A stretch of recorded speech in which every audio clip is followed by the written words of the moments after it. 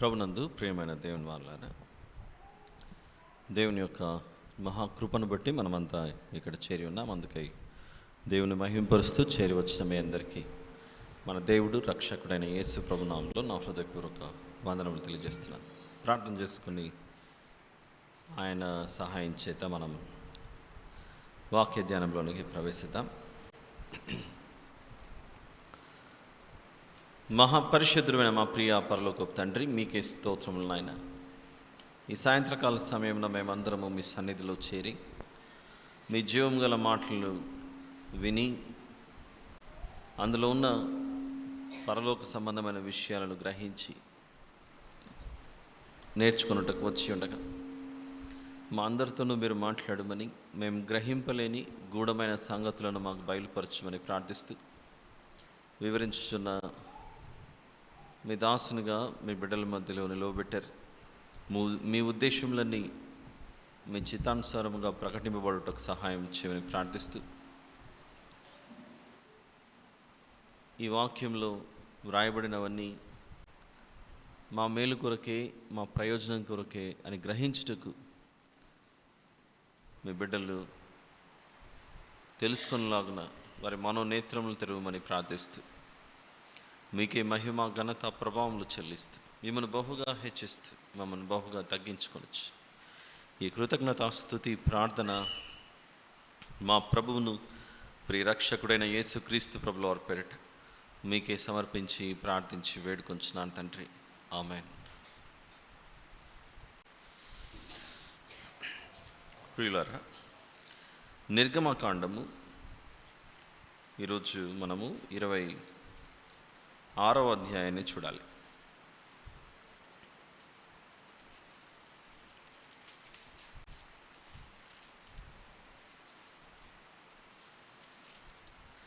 మొదటి అధ్యాయం నుండి 2వ అధ్యాయం వరకు మోషే గారి జననం, 3 నుంచి 6 వరకు మోషే గారి సిద్ధపాటు, 7 నుంచి 10వ అధ్యాయం వరకు ఫరోతో తగువు, ఫరోతో విభేదం, 11 నుండి 15 వరకు ఇశ్రాయేలీల నిర్గమం, 16 నుంచి 18 వరకు సీనాయి పర్వత ప్రయాణం, 19 నుండి 24 వరకు నైతిక కట్టడలు, ఆజ్ఞలు, ధర్మశాస్త్రబద్ధమైన కట్టడలు, ఆజ్ఞలు, 25 నుంచి 31 వరకు ప్రత్యక్ష గుడారపు నమూనా లేదా ప్రత్యక్ష గుడారమును గూర్చిన ప్రత్యక్షత. ఈ గ్రంథం యొక్క ముఖ్య ఉద్దేశం ఒక మాటలో మనం చెప్పుకున్నాం: దేవుని ప్రజలతో దేవుని నివాసం. చాలా ఉద్దేశాలు ఉన్నాయి, కానీ ఈ సంవత్సరం మనతో దేవుడు ఉండటానికి ఎంత ఇష్టపడుతున్నాడు, దేవుడు మనతో ఉండటానికి ఇష్టపడినంతగా మనము దేవునితో ఉండటానికి ఇష్టపడుతున్నామా అనే ప్రశ్న మనలో పుట్టాలి. ఇన్ని రోజులు చేసినటువంటి ప్రయాణంలో ఎన్నో విషయాలు దేవుడు మనకు నేర్పించాడు. ఐగుప్తీయులకును ఇశ్రాయేలీయులకును 3 ప్రాముఖ్యమైన విషయాలు అర్థమవ్వాలని దేవుడు ఆయన పేరును ఏమని తెలియజేసుకున్నాడు?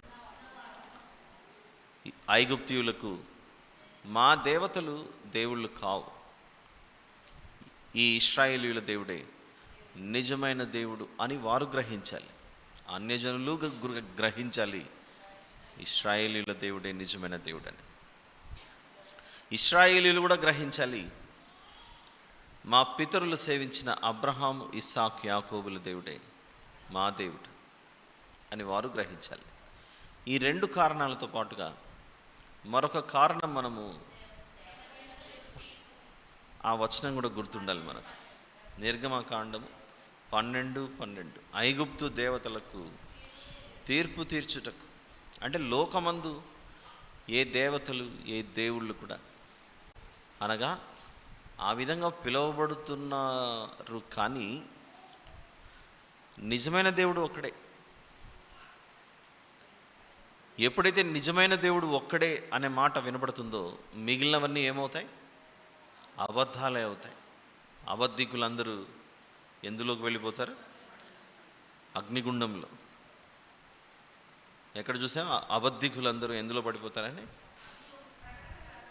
ప్రకటన గ్రంథం, ప్రకటన గ్రంథము 20వ అధ్యాయము 8వ వచనంలో అబద్ధికులందరూ అగ్నిగంధకములతో మండు గుండములో పాలు పొందుదురు, ఇది రెండవ మరణం. దేవుడు ఎన్నో విషయాలు నేర్పించుకుంటూ వచ్చాడు. ఆ ఐగుప్తు దేవతలకు ఎలా తీర్పు తీర్చాడు దేవుడు? నదికి దేవుడుగా ఉంటే నది యొక్క నీటిని రక్తంగా మార్చాడు. ఆ తర్వాత కప్పలను పంపించాడు. ఆ తర్వాత మూడవది ధూళిని పేలుగా మార్చాడు. 4 ఈగలు. 5 ఐగుప్తు పశు సంపదనంతటిని హతమార్చాడు. 6 చర్మం మీద పొక్కులు పొక్కులుగా దద్దులు రావటం. 7 వడగండ్లు పిడుగులు. 8 మిడతలు. 9 గాఢాంధకారం, చిక్కటి చీకటి. ఆ తర్వాతనే వారి జ్యేష్ఠ సంతానం. ఆ తర్వాత 11 అది సూచక్రియ కాదు, వాళ్ళని తీసుకెళ్ళి అగాధంలో పడేశాడు. 10 జ్యేష్ఠ సంతానం అయిపోయింది. ఆ తర్వాత జరిగిన కార్యమే ఐగుప్తీయులందరినీ, దేవుని ప్రజలు కాని వారందరూ అగాధంలో పడ్డారు. దేవుని ప్రజలైన వారందరూ అగాధాన్ని దాటుకున్నారు. దేవుని ప్రజలు మరణంలో నుండి జీవంలోకి దాటుకున్నారు. దేవుని ప్రజలు కానివారు జీవించుచున్నారన్న పేరు మాత్రం వారికి ఉంది, కానీ వెళ్ళి వారు అగాధంలో పడిపోయి మృతులుగానే ఉండిపోయారు. వాక్యాన్ని పాత నిబంధనలో జరుగుతున్న సంఘటనలు, క్రొత్త నిబంధనలో దాని యొక్క ముగింపు, నిజస్వరూపం ఎలా ఉంది అన్న విషయాలు మనం మర్చిపోకూడదు. ఇవెంతో ప్రాముఖ్యమైన విషయాలు. ఇంకా చెప్పాలి అని అంటే,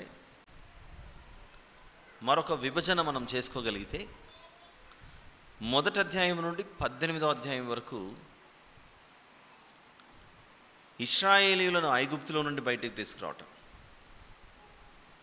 19వ అధ్యాయం నుండి 40వ అధ్యాయం వరకు ఇశ్రాయేలీయులలో నుండి ఐగుప్తును బయటికి తీయటం. ఈ రెండిట్లో ఏది మేలైనది? ఐగుప్తులో నుండి ఇశ్రాయేలీయులను బయటికి తీయటమా? ఇశ్రాయేలీయులలో నుండి ఐగుప్తును బయటికి తీయటమా?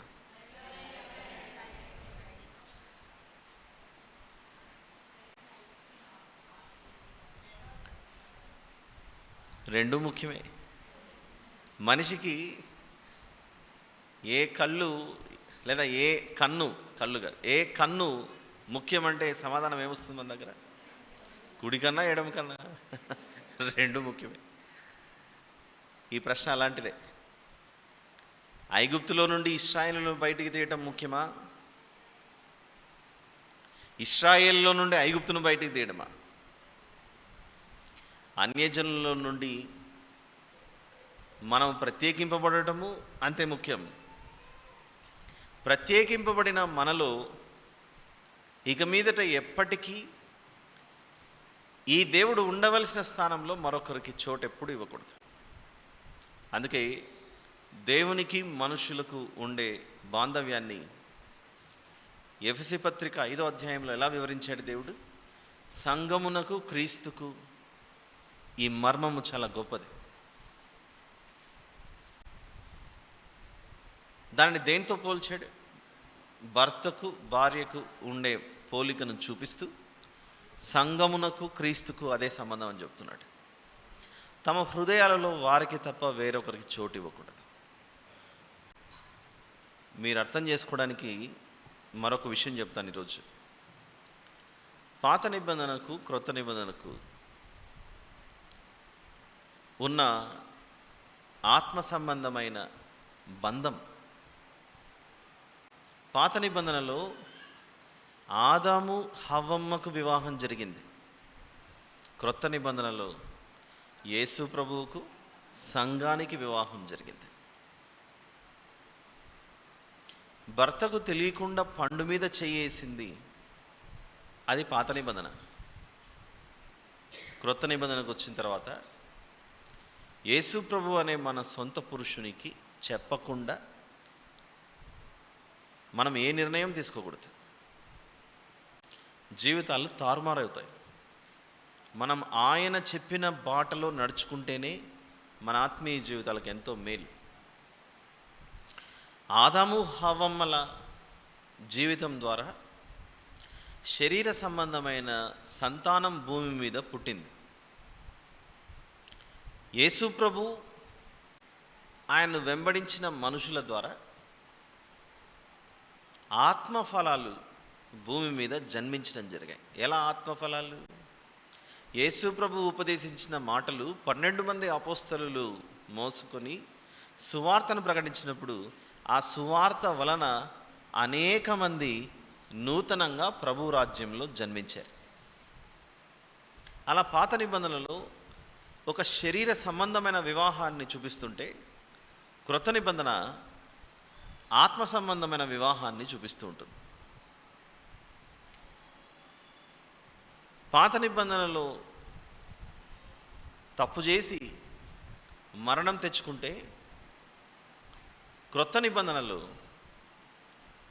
యేసు ప్రభు అనే మన సొంత రక్షకుడు మరణంలో నుండి మనల్ని జీవంలోనికి తీసుకెళ్ళాడు. జీవించుచున్న వారు మరణంలోకి వెళ్ళారు. అది పాత నిబంధనలో వారిద్దరి జీవితం ద్వారా మనం నేర్చుకునేది. అంతే కదా. ఆ రోజు పండు తిననప్పుడు వారి కళ్ళు తెరవబడ్డాయట. చూడకుండానే పండు మీద చేయేస్తారా? అప్పుడు చూసిన కళ్ళు ఏంటి?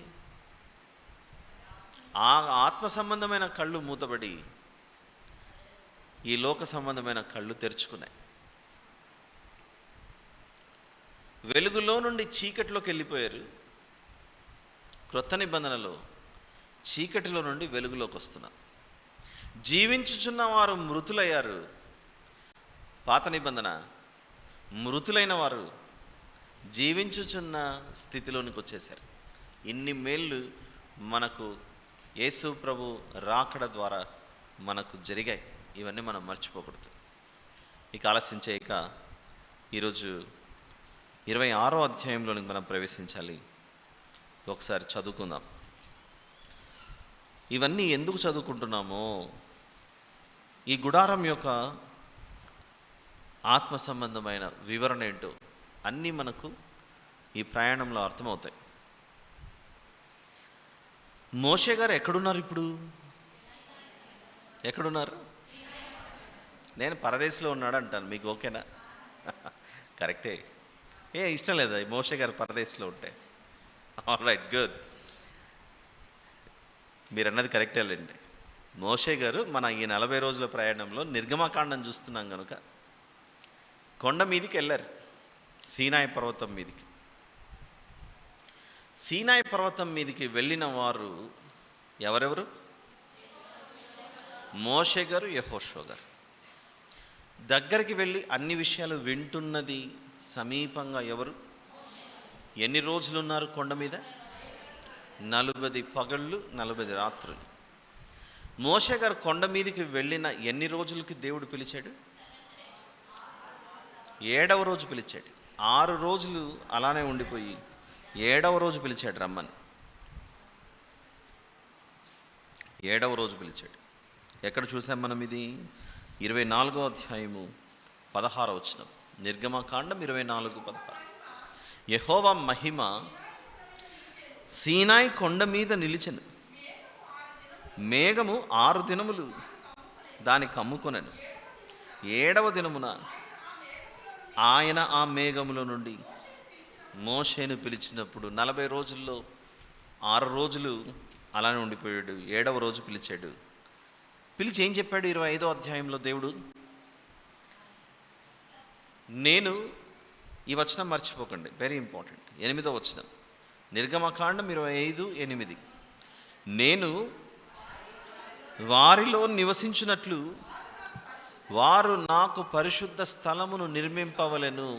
నాకు వారు పరిశుద్ధ స్థలం నిర్మించాలంటే వారందరూ మనఃపూర్వకముగా మందిరానికి అవసరమయ్యే, ఈ గుడారానికి అవసరమయ్యే వాటన్నిటిని తీసుకురమ్మన్నాడు దేవుడు. ఏమేమి తీసుకురమ్మన్నాడు చూడండి, పర్లేదు చూడండి అక్కడ 3వ వచనం నుండి, మీరు వారి యొద్ద తీసుకొనవలసిన అర్పణలేవనగా బంగారు, వెండి, ఇత్తడి, నీలధూమ్ర రక్తవర్ణములు, సన్నపు నార, మేక వెంట్రుకలు, ఎరుపు రంగు వేసిన పొట్టేళ్ల తోళ్ళు, సముద్రవత్సల తోళ్ళు, తుమ్మకర్రలు, ప్రదీపమునకు తైలము, అభిషేక తైలమునకును పరిమళ ద్రవ్యముల ధూపమునకు సుగంధ సంభారములు, లేత పచ్చలు, ఏఫోదుకును పతకమునకును చెక్కు రత్నములు అనునవే. తీసుకోమని చెప్పాడా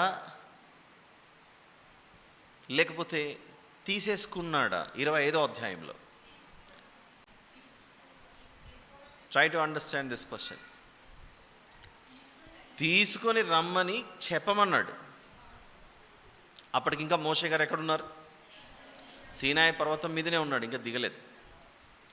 మోషే, నేను చెబుతున్నాను, నువ్వు వెళ్ళి ప్రజలకు చెప్పాలి ఇవన్నీ. బంగారు, వెండి, నీల ధూమ్ర రక్తవర్ణములు, పొట్టేళ్ల తోళ్ళు, సముద్రవత్సల తోళ్ళు, ఇవన్నీ తీసుకో, ప్రజల దగ్గర గుడారం ఏర్పాటు చేయాలి అని చెప్పాడు. ఇంకా జరుగుతుంది, అంతా వివరించుకుంటూ వస్తున్నాడు. తీసుకోమని చెప్పాడా 25వ అధ్యాయంలో, లేదా తీసేసుకున్నాడా మోషే గారు? ఆల్రెడీ ఇంకా యాక్షన్ కంప్లీట్ అవ్వలేదు, తీసుకోమని చెప్పాడు అంతే. It is only information. అందుకే ఈ 25వ అధ్యాయం నుండి 31వ అధ్యాయం వరకు మనం పెట్టుకున్న భాగం పేరే ప్రత్యక్ష గుడారపు నమూనా, లేదా ప్రత్యక్ష గుడారపు ప్రత్యక్షత. ఇలా ఉండాలి. అందులో భాగంగా 25వ అధ్యాయంలో నిన్నటి దినాన మనం 3 వస్తువుల గురించి వివరణ విన్నాం. మొదటి వస్తువు ఏంటి? మొదటి వస్తువు గుడారంలోని మొదటి వస్తువు. ఎన్నో వచనం నుండి ఎన్నో వచనం వరకు? 25వ అధ్యాయంలో మొదటి వస్తువు, గుడారంలోని మొదటి వస్తువు ఏ వచనం నుండి ఏ వచనం వరకు చూసాం? 10వ వచనం నుండి 22వ వచనం వరకు. 10 నుండి 22 వరకు దేని గురించి వివరిస్తున్నాడు దేవుడు? మందసం. మందసంలో ఏమేమి ఉంటాయని కూడా చూసాం మనం. దేవుడిచ్చిన పలకలు, అహరోను గారి చిగురించిన కర్ర, మన్నా కలిగిన పాత్ర. పలకలు దేనిని ఉద్దేశించి ఉన్నాయి అని మనము వివరణ విన్నాం. మన హృదయంలో ఆయన వాక్యం ఉండాలి. అహరోను గారి ఎండిన కర్ర చిగిరించింది అన్నదానికి ఏ వివరణ విన్నాం? మన జీవితాలు, ఎండిన జీవితాలను దేవుడు చిగురింపజేసే దేవుడు. మన్నా కలిగిన పాత్రలో నుండి విన్న వివరణే యేసు ప్రభు జీవాహారము. అది సమృద్ధిగా మనకిస్తున్నాడు జీవాహారం, అది నిత్య జీవం. ఇలా ఈ మొదటి వస్తువులో నుండి కొన్ని విన్నాం. అయితే దానిపైన కరుణాపీఠం అనేది ఒకటి ఉంది, చూసారా? ఆ కరుణాపీఠము మీద రెక్కలు కప్పుకున్న దేవదూతల రూపం. వాటిని ఏ పేరుతో పిలిచాడు? కెరూబులు. దేవదూతలలో ఉన్న రకాల గురించి అలా చెప్పుకొని అలా వెళ్ళిపోయాం. ఎవరెవరನ್ನು విన్నాం మనం? కెరూబులు, సెరాపులు, ప్రధాన దూత మరియు దూతలు. రెండవ వస్తువు ఏ వచనం నుండి ఏ వచనం వరకు విన్నాం? 23 నుండి 10వ వచనం వరకు 25వ అధ్యాయంలో. ఈ వస్తువు పేరేంటి? ఒక బల్ల. ఆ బల్ల మీద ఒక టేబుల్. ఆ టేబుల్ మీద రొట్టెలు అవన్నీ ఉంచడానికి ఒక టేబుల్. మూడవ వస్తువు గురించి కూడా విన్నాం. ఏమిటా మూడవ వస్తువు? దీపస్తంభం. దానికి ఒక్క స్తంభానికి ఎన్ని దీప శాఖలు ఉన్నట్లు కనబడుతుంది? 6 7 7. ఒకే స్తంభంలో నుండి ఇలా వచ్చి దానికి 7 దీపాలు ఉన్నట్లు కనపడింది ఒక దీపస్తంభం. అలా ఈ గుడారంలో ఉండే ఈ ఫ్యాన్ ఆఫ్ చేయండి, మా సౌండ్ వస్తుంది కొంచెం. ఇది లేదా స్పీడ్ పెంచండి, సౌండ్ తగ్గచ్చు. It's making noise. మందిర నిర్మాణంలో అనగా ప్రత్యక్ష గుడారపు అసలు దీనికి ప్రత్యక్ష గుడారం అని ఎందుకు పేరు వచ్చిండొచ్చు? ఆలోచించండి. దీన్ని అసలు ప్రత్యక్ష గుడారము అని ఎందుకు అనాలి? Very simple. దేవుడు అక్కడ వారికి ప్రత్యక్షం అవుతాడు కనుక ఏ రీతిగా? ఆత్మరూపిగా. స్వరం మాత్రమే వింటుంటారు అక్కడి నుంచి. దేవుని యొక్క ప్రత్యక్షత ఆ గుడారమందు ఉంటుంది కనుక, గుడారంలో ఆయన ప్రత్యక్షమై వారితో మాట్లాడతాడు కనుక. నిర్గమకాండం 25కి గుడారము రెడీ అయిపోయిందా? కాలేదా? నిర్గమకాండం 25కి 25వ అధ్యాయం మనం చూస్తాం నిన్నటి వరకు.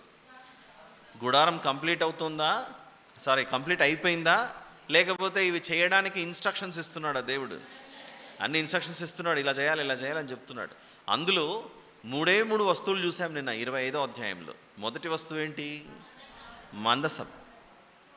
రెండవ వస్తువు ఏంటి? బల్ల. మూడవ వస్తువు ఏంటి?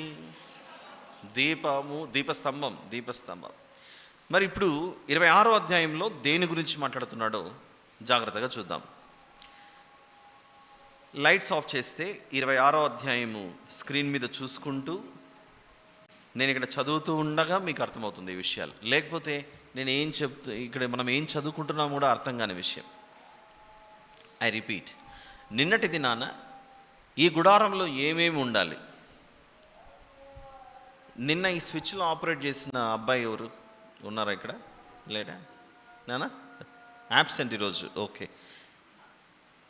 ఈ నిర్గమకాండం అయిపోయేంత వరకు వీటి గురించి అవగాహన ఉన్న వాళ్ళు ఎవరైనా ఉంటే బాగుంటుంది ఇక్కడ. ఆల్రైట్ నాన్న, మీరు రెడీ చేయండి ఆ వీడియో. మీరు బైబిల్ చూడండి, వీళ్ళు స్విచ్ ఆఫ్ చేసేలోపు. మరియు నీవు 10 తెరలతో ఒక మందిరమును చేయవలెను. మందిర నిర్మాణం మొదలవుతోంది. నిర్మాణం మొదలవటం కాదు, నిర్మాణం ఎలా ఉండాలని తెలియజేస్తున్నటువంటిది. మోషే గారు ఇంకా ఎక్కడున్నారు? పర్వతం మీదనే ఉన్నారు, ఇంకా దిగలేదు. ఎవరు మాట్లాడుతున్నారు మోషే గారితో? మోషే గారి పరిచారకుడు ఎవరు? Very good. నేను ఇలా అడుగుతూనే ఉంటాను పదే మిమ్మల్ని. ఎందుకు అడుగుతుంటాను చెప్పండి? మీరు ఇక్కడే ఉంటారు, మైండ్ ఎక్కడికి వెళ్ళిపోయి ఉంటుంది. ఆల్ రైట్, మళ్ళీ మీ మైండ్ని ఇక్కడ తీసుకురావాలి. Good. Are you all ready? అంటే మీరు రెడీనా? అది నేను చెప్పేది.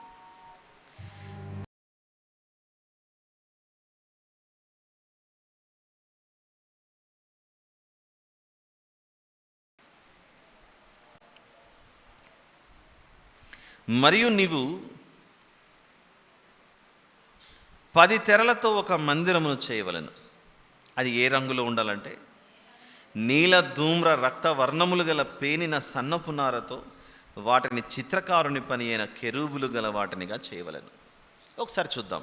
చూసారా? 10 తెరలు ఏ రంగులో ఉండాలట? నీల ధూమ్ర. ఈ ట్యూబ్లైట్ కూడా ఆఫ్ చేయకూడదమ్మా వీలైతే, స్క్రీన్ నీట్గా కనబడుతుంది కదా. రైట్, ఒకసారి వెనక్కి వెళ్ళండి. ఈ వీడియోలో బయట ఉన్న వాళ్ళకు కనబడుతుందా?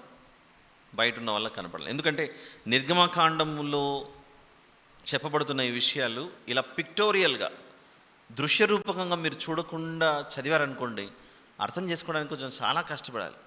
కొంచెం కాదు, చాలా కష్టపడాలి. అందుకే మీకు ఇవి దృశ్యరూపకంగా చూపిస్తూ వివరించడానికి.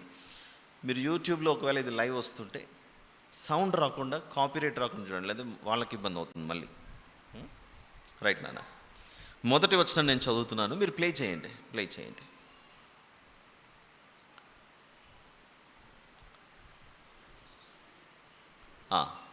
ఇక్కడ ఆపునాన్న, నేను స్టాప్ అన్నప్పుడు మీరు స్టాప్ చేయండి. నీవు 10 తెరలతో ఒక మందిరము చేయవలను, నీల ధూమ్ర రక్త వర్ణములు గల పేనిన సన్నపు నారతో వాటిని చిత్రకారుని పని అయిన కెరూబులు గల వాటినిగా చేయవలను. ప్రతి తెర పొడుగు, ప్లే చేయండి, ప్రతి తెర పొడుగు 28 మూరలు, ప్రతి తెర వెడల్పు 4 మూరలు. ఆ తెరలన్నిటికీ ఒకటే కొలత. దానితో ఒకటి కూర్పవలను, ఒకదానొకటి దగ్గరికి తీసుకొని వచ్చి కూర్పవలను. తెరలు కూర్పు చివరను మొదటి తెర అంచున నీలి నులుతో కొలుకులను చేయవలను. వీటన్నిటిని 5గా ఒకదానికి తెచ్చిన తర్వాత, అలా ఒక దగ్గర తెచ్చిన తర్వాత స్టాప్ ఇట్. ఇప్పుడు ఆపండి. వీలైతే మీరు బైబిల్ చూడండి. సెల్ ఫోన్స్ ఉన్నాయా మీ దగ్గర? ఒకవేళ ఇప్పుడు నేను చదువుతున్నది 3వ వచనం. 5 తెరలను ఒక దానితో ఒకటి కూర్పవలను. దగ్గరికి తెచ్చారు చూడండి. 5 కలిపి 2 భాగాలుగా చేశారు. మిగిలిన 5 తెరలను ఒకదానితో ఒకటి కూర్పవలను. అలా కూర్చిన తర్వాత తెరలు కూర్పు చివరను మొదటి తెర అంచున నీలి నూలుతో కొలుకులను చేయవలను. కొలుకులు అని అంటే హుక్స్ లాగా ఉన్నాయి చూసారా, హుక్స్ లాగా చూసారా, బ్లూ కలర్లో నీలి రంగు కొలుకులు చేశారు. అలా చేసిన తర్వాత 2వ కూర్పు నందలి, ప్లే చేయండి నాన్న, 2వ కూర్పు నందలి వెలుపలి తెర చివరను అట్లు చేయవలను. 2వ దానికి కూడా కొలుకులు వస్తున్నాయి చూడండి. వచ్చాయా? గుడ్. Stop it. 2 వైపులా హుక్స్ ఉన్నాయి, అదేమంటారు, లూప్స్ ఉన్నాయి. హుక్స్ కాదు, లూప్స్. వీటిని ఒకదానికొకటి జాయిన్ చేయడానికి సాధ్యమవుతుందా ఈ స్థితిలో? ఆలోచించండి. ఇటువైపు లూప్స్ ఉన్నాయి, అటువైపు లూప్స్ ఉన్నాయి. 2 వైపులా ఇలా లూపే ఉంటే జాయింట్ చేయడానికి ఏదైనా ఒకటి కావాలిగా. అందుకే దేవుడు చెప్తున్నాడు 6వ వచనంలో, మరియు 7 బంగారు గుండీలను చేసి, ఇప్పుడు ప్లే చేయండి, 7 బంగారు గుండీలను చేసి. ఇప్పుడు బంగారు గుండీలు రావాలి అక్కడికి. ఎలా వస్తున్నాయో చూద్దాం. ప్లే అవుతుంది కదా, గుడ్. ఆ లూప్స్ ఉన్నాయి, చూపిస్తున్నాడు. వచ్చాయా గుండీలు ఇప్పుడు హుక్స్ లాగా? Stop it. ఈ లూప్ని మరొక లూప్ని జాయిన్ చేయడానికి 26వ అధ్యాయంలో 6వ వచనంలో దేవుడు అంటున్నాడు, మోషే వీటిని ఈ విధంగా చేసిన తర్వాత 7 బంగారు గుండీలను చేసి ఆ గుండీల చేత ఆ తెరలను ఒకదానితో ఒకటి కూర్పవలను, అది ఒకటే మందిరమగును. ప్లే చేయండి. అదేంటి మా కర్సర్ మౌస్ ఏదో కనబడుతుంది, తీయండి పక్కకు. ఆ బ్లూ కలర్ ఏంటి? రైట్, కొంచెం వెనక్కి వెళ్ళి ప్లే చేస్తారా? ఇలా వీటిని జతపరిచిన తర్వాత మౌస్ పాయింటర్ తీయండి పక్కకి. అలా మందిరం మీద వేయడానికి దీనిని మీరు తయారు చేయాలని చెప్పాడు, గుడారం మీద. ఇది అయిపోయిన తర్వాత 7వ వచనంలో మరికొన్ని తెరలు చేయమంటున్నాడు. 7వ వచనం ప్లే చేయండి నాన్న.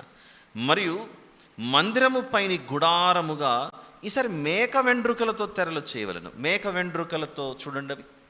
Stop it. ఒక్కసారి స్టాప్ చేయండి. ఒకసారి కౌంట్ చేయగలరా మీరు? ఎన్ని ఉన్నాయో చెప్పగలరా? అందరూ కౌంట్ చేయండి. అక్కడ ఎన్ని తెరలు కనబడుతున్నాయి లెక్కేయండి, పర్లేదు, అందరూ లెక్కేయండి. 1 2 3 4 5 6 7 8 9 10 11 చేయమని దేవుడు చెప్పాడో లేదో ఒకసారి చూద్దాం. ఇక్కడ 7వ వచనం, మరియు మందిరము పైన గుడారముగా మేక వెంట్రుకలతో తెరలు చేయవలను, 11 తెరలను చేయవలను అన్నట్లుగానే అక్కడ వీడియోలో మనకు 11 తెరలు కనబడుతున్నాయి. ఎందుకు ఇంతకుముందు దానికేమో 10 చెప్పాడు, ఇప్పుడున్న దానికేమో 11 చెప్పాడు? మీరు గమనించండి. ఇంతకుముందు మనం చూసిన నీల ధూమ్ర ఉన్నదానితో ఒకవైపు 5 మరొక 5 మొత్తం 10 ఉన్నాయి. కానీ దీనికి వచ్చేసరికి 11 చేయమన్నాడు. మీరు గమనించండి. దేవుడు ఒక విషయం చెప్పాడంటే దాని వెనుక ఏదో కారణం ఉంటుంది. ఏమై ఉండొచ్చో ఒకసారి చదువుకుంటూ ముందుకెళ్ళి దృశ్యరూపకంగా చూద్దాం ఒకసారి. 7వ వచనంలో ఉన్నాగా, మరియు మందిరము పైని గుడారముగా మేక వెండ్రుకలతో తెరలు చేయవలను, 11 తెరలను చేయవలను. ప్రతి తెర పొడుగు 30 మూరలు. పొడుగు ఎంత అంటున్నాడు? ఈ తెర 30 మూరలు. ఇంతకుముందు ఉన్నటువంటి దానికి పొడుగు ఎంత చెప్పాడు? ఈ 2వ వచనంలో ఉంది, అదేమో 28 మూరలు. ప్రతి తెర పొడుగు 28 మూరలు అన్నాడు. దీనికి మాత్రము ప్రతి తెర పొడుగు 30 మూరలు, వెడల్పు 4 మూరలు. 11 తెరల కొలత ఒక్కటే, అన్నీ ఈక్వల్ సైజులో ఉండాలని చెప్తున్నాడు. అయితే తెరలను ఒకటిగాను, అయితే కాదు, 5 తెరలను ఒకటిగాను, 5ంటిని ఒక జతగా చేర్చండి. 6 తెరలను ఒకటిగాను, ఒకదానికొకటి కూర్పవలను. 6వ తెరను గుడారపు ఎదుటి భాగమున మడవవలెను అని అంటున్నాడు. ఎందుకు ఎక్స్ట్రా ఇచ్చాడు అని చూస్తే, 6వ తెరను గుడారం ఎదుట ఫోల్డ్ చేయాలట. ఫోల్డ్ చేయాలి. ప్లే చేయండి మా ఒకసారి.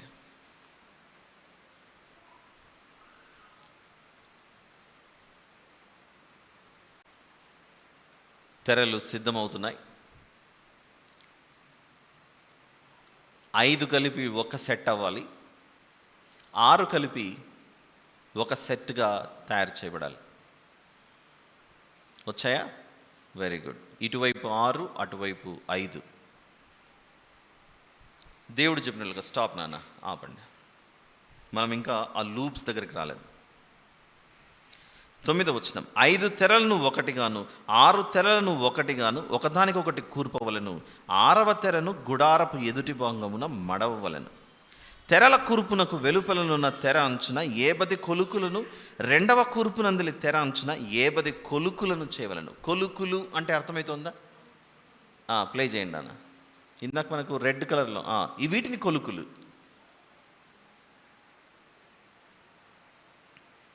2 వైపులా కొలుకులు వచ్చాయి. స్టాప్. 2 వైపులా కొలుకులు వచ్చాయి. ఈ కొలుకులను తిరిగి మళ్ళీ ఎలా జత చేయాలి అని చూస్తే 11వ వచనంలో, మరియు 10 ఇత్తడి గుండీలను చేసి. 10 ఇత్తడి గుండీలు. ఇంతకుముందు ఏ పదార్థాన్ని ఉపయోగించి గుండీలు చేయమన్నాడు? బంగారు గుండీలు. ఈసారి మేక వెంట్రుకలతో చేయబడిన దాన్నేమో ఇత్తడి గుండీలు. ఇవన్నీ మర్చిపోకూడదు. బంగారు, వెండి, ఇత్తడి ఎందుకు ఉపయోగిస్తున్నాడు అన్న విషయం గురించి మనం రాబోయే రోజుల్లో విందాం. ప్రస్తుతానికి ఎలా తయారవుతున్నాయో చూడండి, దాని వివరణ మనం రానున్న రోజుల్లో విందాం. మేక వెంట్రుకలతో తయారు చేయబడిన ఈ తెరలు కొలుకులు ఒకవైపు 50, మరొక వైపు 50 ఉంటూ, వాటిని జతపరచుటకు దేవుడు 10 ఇత్తడి గుండీలను చేసి ఒకటే గుడారమగునట్లు ఆ గుండీలను ఆ కొలుకులకు తగిలించి దాన్ని కూర్పవలను. ఏం జరుగుతుందో చూద్దాం ఒకసారి. ప్లే చేయండి మా. ఇత్తడి గుండీలు వస్తున్నాయో లేదో చూద్దాం. వచ్చాయా? వచ్చాయి. ఈ వచ్చిన దానిని ఒక తెర ఎక్స్ట్రా ఇచ్చాడు కదా, ముందర మడవబడింది చూసారా మీరు? స్టాప్ ఇట్ నాన్న. ఫ్రంట్లో ఎదురుగా మడవబడింది. ఒకసారి ఈ వీడియో వెనక్కి వెళ్ళిపోతే మొదటి దానికి ఈ 2వ దానికి ఉన్న తేడా మీరు గమనించండి. మొదటిది 2వ దానికంటే కొంచెం చిన్నగా కనబడుతుంటుంది. ప్లే చేయండి. వెనకాల వచ్చి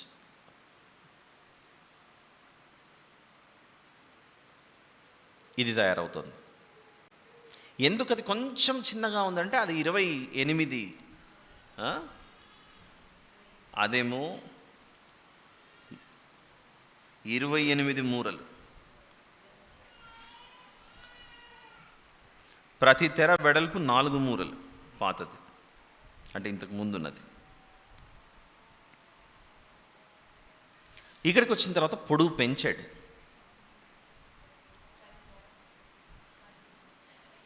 8వ వచనంలో ప్రతి తెర పొడుగు 30 మూరలు. పొడవు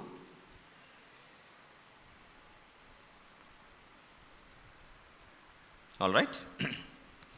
ఇప్పుడు 12వ వచనం దగ్గరికి వద్దాం. ఆ గుడారపు తెరలలో మిగిలి వ్రేలాడు భాగం ఏదైతే ఉందో, అనగా మిగిలిన సగము తెర మందిరము వెనుక ప్రక్క మీద వ్రేలాడవలెను. మందిరము వెనుక ప్రక్కన వ్రేలాడవలెను. చూసారా, వెనుక వైపు వ్రేలాడుతున్నట్లుగా ప్లే చేయండి మా.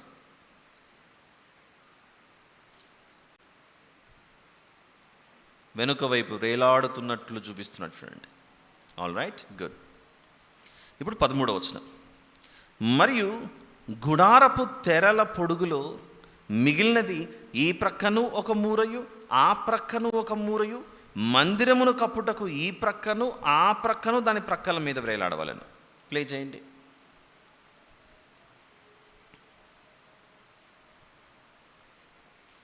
చూసారా, ముందర ఫోల్డ్ అవుతూ కవర్ అవుతున్నట్లు, కుడి ఎడమల మరియు పైన ఫోల్డ్ చేసి ఒక బాక్స్ని చక్కగా ప్యాక్ చేసినట్లు. Stop it. ఇదేమిటి?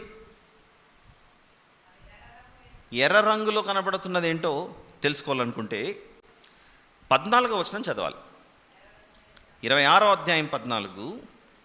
మరియు ఎర్ర రంగు వేసిన పొట్టేళ్ల తోలు, ఎర్ర రంగు వేసిన పొట్టేళ్ల తోలు. ఒకసారి వెనక్కి వెళ్ళి ప్లే చేయండి ఈ ఒక్కదాన్ని. Play play play. ఎర్ర రంగు వేసిన పొట్టేళ్ల తోలు. స్టాప్ ఇట్ నాన్న. ఇప్పుడు ఎన్ని తెరలు పడ్డాయి ఈ గుడారం మీద? 3. మొదటి తెర ఏ పదార్థాన్ని ఉపయోగించి చేశారు? ఏ పదార్థాన్ని ఉపయోగించి చేశారు? నీల ధూమ్ర రక్తవర్ణములు గల పేనిన సన్నపు నారతో చేయబడింది. రెండవ తెర దేనితో చేయబడింది? మేక వెంట్రుకలతో. మూడవది పొట్టేళ్ల తోలు, ఎర్ర రంగు వేసిన పొట్టేళ్ల తోలు, ఆ పైకప్పు. Next play. దాని తర్వాత మరొకటి 4వది పడింది. స్టాప్ ఇట్ నాన్న. దానికి మీదుగా సముద్రవత్సల తోళ్లతో పైకప్పును చేయవలను. సముద్రవత్సల అని అంటే ఇంకా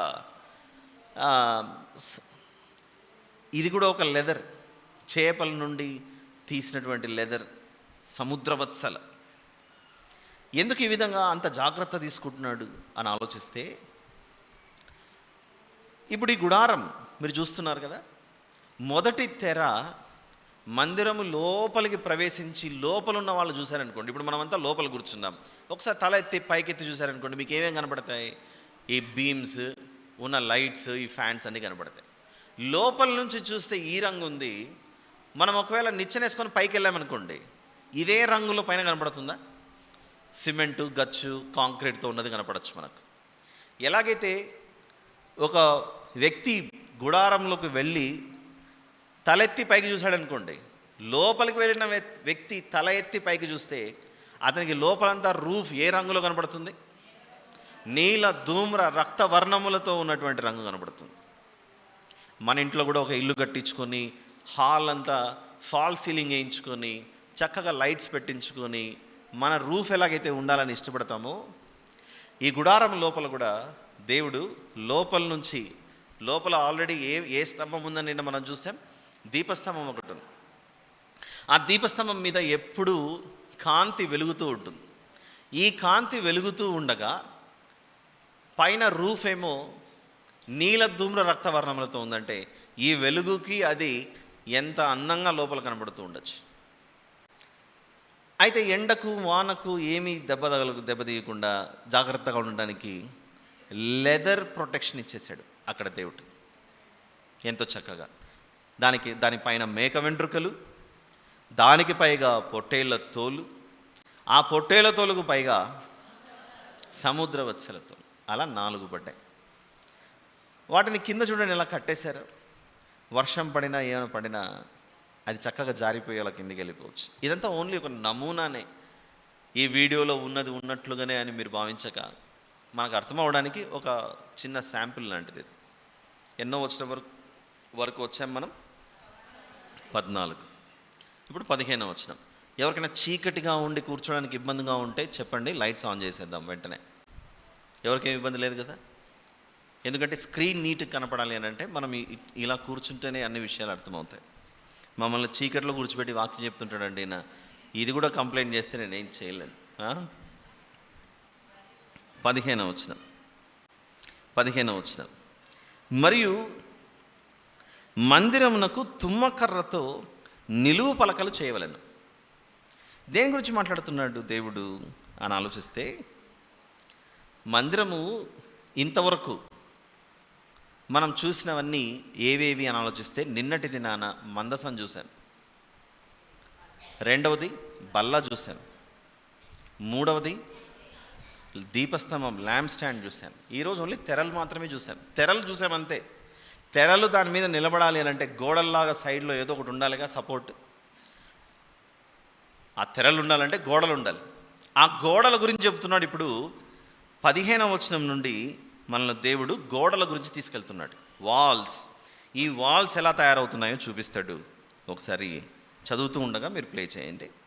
మరియు మందిరమునకు తుమ్మకర్రతో నిలువు పలకలు చేయవలెను. చూస్తున్నారా పలకలు ఎలా తయారవుతున్నాయో? ఇలాంటి పలకలు తయారు చేయండి అని చెప్పాడు. గోడలు. Stop it.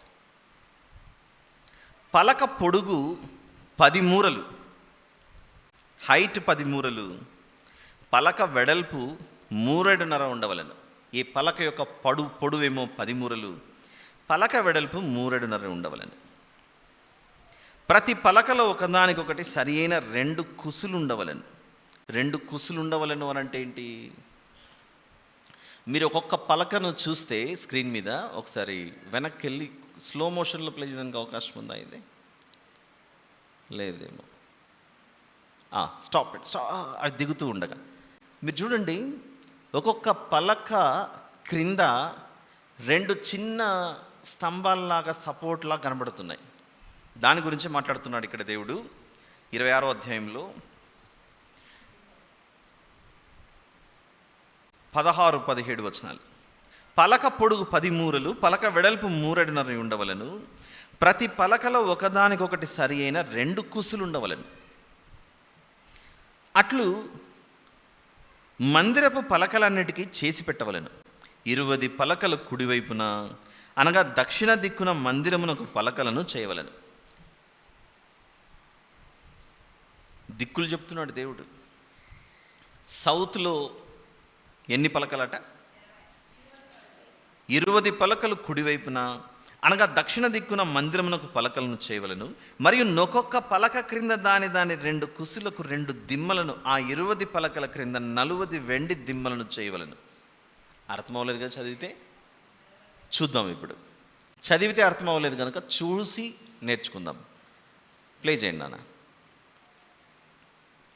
ఇవి ఇలానే నిలబడే అవకాశం ఉందా చెప్పండి?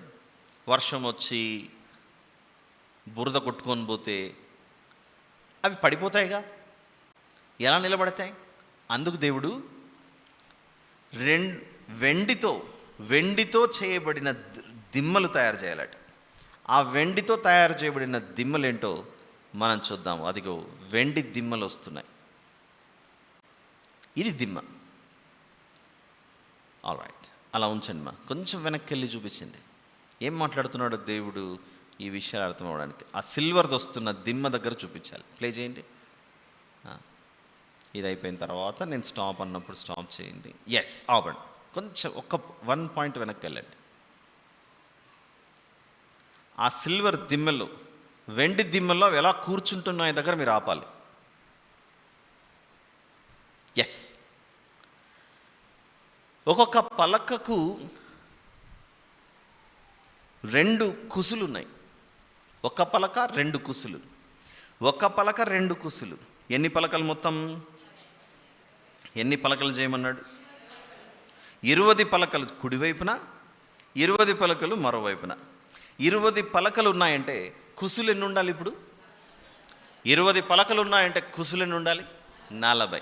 40 కుసులు ఉన్నాయంటే ఇప్పుడు దిమ్మలు ఎన్ని అవసరమవుతున్నాయో చూద్దాం. ఇక్కడ 19వ వచనంలో, మరియు నొక్కొక్క పలక క్రింద దాని 2 కుసులకు 2 దిమ్మలను, ఆ 20 పలకల క్రింద 40 వెండి దిమ్మలను చేయవలను. అంటే అక్కడ వచ్చినటువంటి వెండి దిమ్మలు ఎన్నున్నాయి? ఇప్పుడు 40 ఉంటే ఆ 40 మీద ఎన్ని పలకలు కూర్చోవాలి? 20 పలకలు కూర్చుంటాయి. ఒక్కొక్క పలకకి ఎన్ని కుసులు ఉన్నాయి?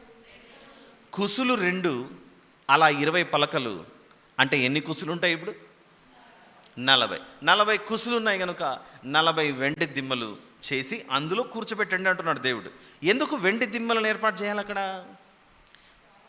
గుడారం బలంగా ఉండాలంటే వర్షం పడినప్పుడు కింద మట్టి కొట్టుకోవడం ఏదైనా అయినా కూడా అక్కడ ఏమవుతుంది? అది చక్కగా ఆ వెండి వలన బలంగా స్ట్రాంగ్గా అది నిలబడిపోతుంది. అక్కడ చూద్దాం, జాగ్రత్త పడదు. ఎన్నో వచనం దగ్గర ఉన్నాం మనం? 20వ వచనం దగ్గరికి వద్దాం. మందిరపు 2వ ప్రక్కను అనగా ఉత్తర దిక్కున ఒక్కొక్క పలక క్రింద 2 దిమ్మలు. ప్లే చేయండి మా. 2 దిమ్మలు 20 పలకలను, వాటి 42 దిమ్మలు ఉండవలను. అలా 2 వైపులా, దక్షిణం వైపున ఉత్తరం వైపున వచ్చేసాయా? 2 సెట్లు వచ్చాయి. స్టాప్. దక్షిణం వైపున ఉత్తరం వైపున వచ్చేసాయి. ఈ దిక్కులు నేను చెబుతున్నప్పుడు వింటున్న మీరు కూడా గ్రహించండి, గుర్తుపట్టండి, వీలైతే చెప్పండి. ఈ మందిరము ఏ ఫేసింగ్లో, ఇప్పుడు మనం ఒకవేళ ల్యాండ్ కొంటున్నాం, మా ఇల్లు ఏ ఫేసింగ్లో ఉంటే బాగుంటుందని ఇష్టపడతారు? ఎవరైనా ల్యాండ్ కొని ఇల్లు కట్టుకునేటప్పుడు ఏ ఫేసింగ్లో ఉండాలని ఇష్టపడతారు? East facing. అది మీకు అర్థమైతే ఇప్పుడు నేను ఇక్కడ దిక్కులు చదువుతున్నాను, మీరు చూస్తున్నారు. ఈ మందిరం ఏ ఫేసింగ్లో ఉందో మీరు గుర్తుపట్టగలరా? చూద్దాం ఒకసారి. ఏ ఫేసింగ్లో ఉందో ఒకసారి గుర్తుపట్టండి. మళ్ళీ చదువుతున్నాను. ఎక్కడి నుంచి చదువుతాను? 19 లేదా 18 నుంచి చదువుతాను. 20 పలకలు కుడివైపున అనగా దక్షిణ దిక్కున మందిరమునకు పలకలను చేయవలను. దక్షిణ దిక్కు ఒకటి అయిపోయింది. అదైపోయిన తర్వాత 20వ వచనంలో మందిరపు 2వ ప్రక్కన అనగా ఉత్తర దిక్కున ఒక్కొక్క పలక క్రింద 2 దిమ్మలు, 20 పలకలను, వాటి 40 వెండి దిమ్మలు ఉండవలను. అదైపోయిన తర్వాత 22వ వచనం, పడమటి తట్టు మందిరం యొక్క వెనుక ప్రక్కకు 6 పలకలను చేయవలను. ఈ మందిరం యొక్క వెనుక ప్రక్క పడమటి దిక్కు ఉందట. ప్లే చేయండి. సౌత్ ఈ పలకలతో నిండిపోయింది, ఉత్తరం కూడా ఇలా నిండిపోయింది, పడమటి వైపు కూడా పలకలు చేసి ప్యాక్ చేయం. ఇది పడమటి వైపు. Stop it. పడమటి వైపు కూడా పలకలు ఉండిపోయాయంటే ఇప్పుడు మందిరం ఏ ఫేసింగ్లో ఉన్నట్లు గుర్తుపట్టాలి? తూర్పు వైపుకు చూస్తుంది. అంటే మనుషులు, మనం ఎలాగైతే నా ఇల్లు ఈస్ట్ ఫేసింగ్లో ఉండాలని మనం ఇష్టపడుతుంటామో, అలాంటి ఆశలు, కోరికలు మనిషికి ఎప్పుడు పుట్టాయి అని ఆలోచిస్తే దేవుడు చెప్పిన ఈ నమూనా ఒకటి కనబడుతుంది. ఇది ఈస్ట్ ఫేసింగ్లో ఉంది. ఎలాగైతే దేవుడు ఇది ఈస్ట్ ఫేసింగ్లో చూపించాడో, సాధారణంగా ఈస్ట్లో ఏం జరుగుతుంది? తూర్పులో సూర్యుడు ఉదయిస్తాడు. సూర్యుడు వెలుగును వెదజల్లే సూర్యుడు తూర్పున ఉదయిస్తాడు. వెలుగును వెదజల్లే సూర్యుడు తూర్పు వైపున ఉదయించినట్లుగా ఈ మందిరం తూర్పు వైపున ఈస్ట్ ఫేసింగ్లో ఉంది. ఈ ఈస్ట్ ఫేసింగ్లో ఉన్న సందేశమే రాబోయే రోజుల్లో మీ మీద నీతి సూర్యుడు ఉదయిస్తాడు. నీతి సూర్యుడు, యేసు ప్రభువైన నీతి సూర్యుడు ఉదయిస్తాడు. మీరు ఆయన కొరకు ఎదురు చూస్తుండాలి. ఒక చిన్న క్లూ ఇచ్చాను, ఇంకా విందాం. వినుకుంటూ చాలా ఆత్మ సంబంధమైన విషయాలు తెలుసుకుంటూ వెళ్దాం. 22వ వచనం, పడమటి తట్టు మందిరం యొక్క వెనుక ప్రక్కకు 6 పలకలను చేయవలను. కౌంట్ చేయండి, అక్కడ ఎన్ని కనపడుతున్నాయి? పడమటి వైపు 6 ఉన్నాయి. 6 ఉన్నా కూడా మళ్ళీ ఆ కార్నర్స్లో ఏదో గ్యాప్ కనబడుతుంది. చిన్న హోల్ ఉన్నట్లుంది, చూసారా? ఒక చీలిక. ఆ చీలిక గురించి కూడా చెప్తున్నాడు దేవుడు. 23వ వచనం, మరియు ఆ వెనుక ప్రక్కను మందిరం యొక్క మూలలకు 2 పలకలను చేయవలను. ప్లే చేయండి మా. ఈ గ్యాప్ మిస్ అవ్వకుండా దాన్ని కవర్ చేయడానికి మళ్ళీ ఒక 2 పలకలు చేయాలంటున్నాడు. దిగుతున్నాయి. ఇప్పుడు కంప్లీట్గా ప్యాక్ అయిపోయింది. Very good. Stop it. అవి అడుగున కూర్చబడి శిఖరమున మొదటి ఉంగరము దనుక ఒకదానితో ఒకటి అతికింపబడవలను. ప్లే చేయండి మా. అంతా ఓకే, కింద నుంచి అయితే బలంగా నిలవబెట్టారు. మరి పైన ఒకవేళ లూజ్ అయితే ఏంటి పరిస్థితి? పైన లూజ్ అవుతే పరిస్థితి ఏంటి? అందుకు మళ్ళీ పైన లూజ్ అవ్వకుండా దేవుడు ఆ పైన చూసారా క్లాంప్స్, స్టాప్ ఇట్ నాన్న, పైన ఏవో గ్రిప్స్ లాగా పట్టుకున్నట్లు వచ్చాయి చూసారా కార్నర్లో, దాని గురించి చెబుతున్నాడు 24వ వచనం. అవి అడుగున కూర్చోబెట్టి శిఖరమున మొదటి ఉంగరము దనుక ఒకదానితో ఒకటి అతికింపబడవలను అని ఉంగరం లాంటివి చేసి పెట్టమంటున్నాడు. అట్లు ఆ రెంటికి ఉండవలను, అందుకే 2 వచ్చాయి. అవి 2 మూలలకు ఉండును, అందుకే మూలలో ఉన్నాయి. పలకలు 8. ఎందుకు 8 అయ్యాయి? ఆ కార్నర్స్లో ఉన్న గ్యాప్ని ఫిల్ చేయడానికి. All right. 25వ వచనం, పలకలు 8, వాటి వెండి దిమ్మలు 16. అంతే కదా, 8 ఉన్నాయి కనుక 16. ఇంతకుముందు సైడ్స్లో ఉన్నవేమో 20 పలకలు అనుకున్నాం, అందుకే వెండి దిమ్మలు ఎన్ని వచ్చాయి? 40 వచ్చాయి. కుసులు ఎన్ని? అవి కూడా 40. ఇప్పుడు మనము 26వ వచనం, తుమ్మకర్రతో అడ్డకర్రలను చేయవలను. అంతా నిలబెట్టారు, బాగానే ఉంది. ఇట్లా కదిలిస్తే కింద పడిపోతాయేమో, కదిలిస్తే కింద పడకుండా ఉండటానికి, వీటిని బలంగా ఉంచడానికి దేవుడు తుమ్మకర్రతో అడ్డకర్రలను చేయవలను. మందిరం యొక్క ఒక ప్రక్క పలకలకు 5 అడ్డకర్రలను, మందిరం యొక్క 2వ ప్రక్క పలకలకు 5 అడ్డకర్రలను, పడమటి వైపున మందిరం యొక్క ప్రక్క పలకలకు 5 అడ్డకర్రలను ఉండవలను. ఏదో అడ్డకర్రల గురించి మాట్లాడుతున్నాడు దేవుడు. ఈ అడ్డకర్రలు ఎలా ఉంటాయో చూద్దాం ఒకసారి, ప్లే చేయండి మా.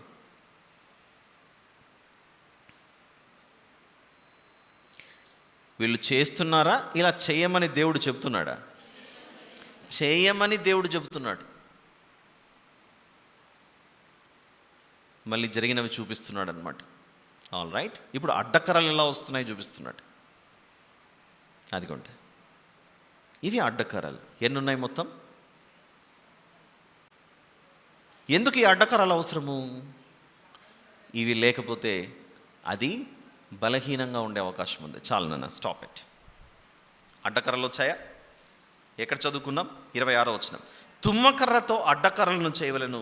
మందిరం యొక్క ఒక ప్రక్క పలకలకు 5 అడ్డకర్రలను, మందిరం యొక్క 2వ ప్రక్క పలకలకు 5 అడ్డకర్రలను, పడమటి వైపున మందిరం యొక్క ప్రక్క పలకలకు 5 అడ్డకర్రలను ఉండవలను. ఆ పలకల మధ్య నుండి నడిమి అడ్డకర్ర ఈ కొస నుండి ఆ కొస వరకు చేరి ఉండవలను. ఆ పలకలకు బంగారు రేకును పొదిగించి, ఈ పలకలకు బంగారు రేకు పొదిగించాలట. పొదిగిస్తున్నారో లేదో చూద్దాం ఒకసారి, ప్లే చేయండి. తుమ్మకర్రతో చేసిన తర్వాత చుట్టూ బంగారు రేకులతో ఇలా తయారైంది. Stop it. ఇదంతా బంగారుమయం చూస్తుంటే భూమి మీద మొట్టమొదటి గోల్డెన్ టెంపుల్ ఎవరు ఏర్పాటు చేశారు? అరణ్యంలో సీనాయి పర్వతం వద్ద ఇలాంటి మొదటి గోల్డెన్ టెంపుల్ లాగా ఈ ప్రత్యక్ష గుడారము ఏర్పాటు చేయబడుతుంది. నిన్నటి నుంచి మనం చూస్తున్నాం, తుమ్మకర్రతో చేయండి, దాని చుట్టూ బంగారు రేకులతో పొదిగించండి. బై ద వే, నాకు కింద ఒకసారి లైట్స్ ఆన్ చేయండి మా. ఈ చీకట్లో ఎవరో నిద్రపోతున్నారో నాకు తెలియాలి ఇక్కడ. నిజంగా బాగుంది ఈరోజు మా చర్చ్, తృప్తిగా నిద్రపోదాం అనుకుంటున్నారా? ఎంతమంది నిద్రపోతున్నారు? నువ్వు కూర్చోవద్దు, వీళ్ళని చెక్ చేయడానికి మాత్రమే నేను లైట్స్ ఆన్ చేయాలి. రైట్, అందరూ మేల్కొనే ఉన్నారు. Good, I'm happy. అడ్డకర్రలు వచ్చేసాయి. 28వ వచనం, ఆ పలకల మధ్య నుండి నడిమి అడ్డకర్ర ఈ కొస నుండి ఆ కొస వరకు చేరి ఉండవలను. ఆ పలకలకు బంగారు రేకును పొదిగించి వాటి అడ్డకర్రలుండు వాటి ఉంగరములను బంగారుతో చేసి అడ్డకర్రలకును బంగారు రేకును పొదిగింపవలను. అప్పుడు కొండ మీద నీకు కనుపరచబడిన దాని పోలిక చొప్పున మందిరమును నిలవబెట్టవలను. ఈ విధంగా మందిరాన్ని నిలబెట్టండి అని చెప్పాడు. ప్లే చేయండి. All right. బంగారుతో వచ్చేసింది కవరింగ్ మొత్తం గోల్డ్, సిల్వర్ అండ్ గోల్డ్తో కవర్ అయిపోయింది. ఎంత గోల్డ్ ఉండొచ్చు అప్రాక్సిమేట్గా? స్టాప్ ఇట్ నాన్న, కొంచెం వెనక్కి వెళ్ళండి. ఇక్కడే ఆపేసేయండి. 2 కేజీలు ఉండొచ్చా?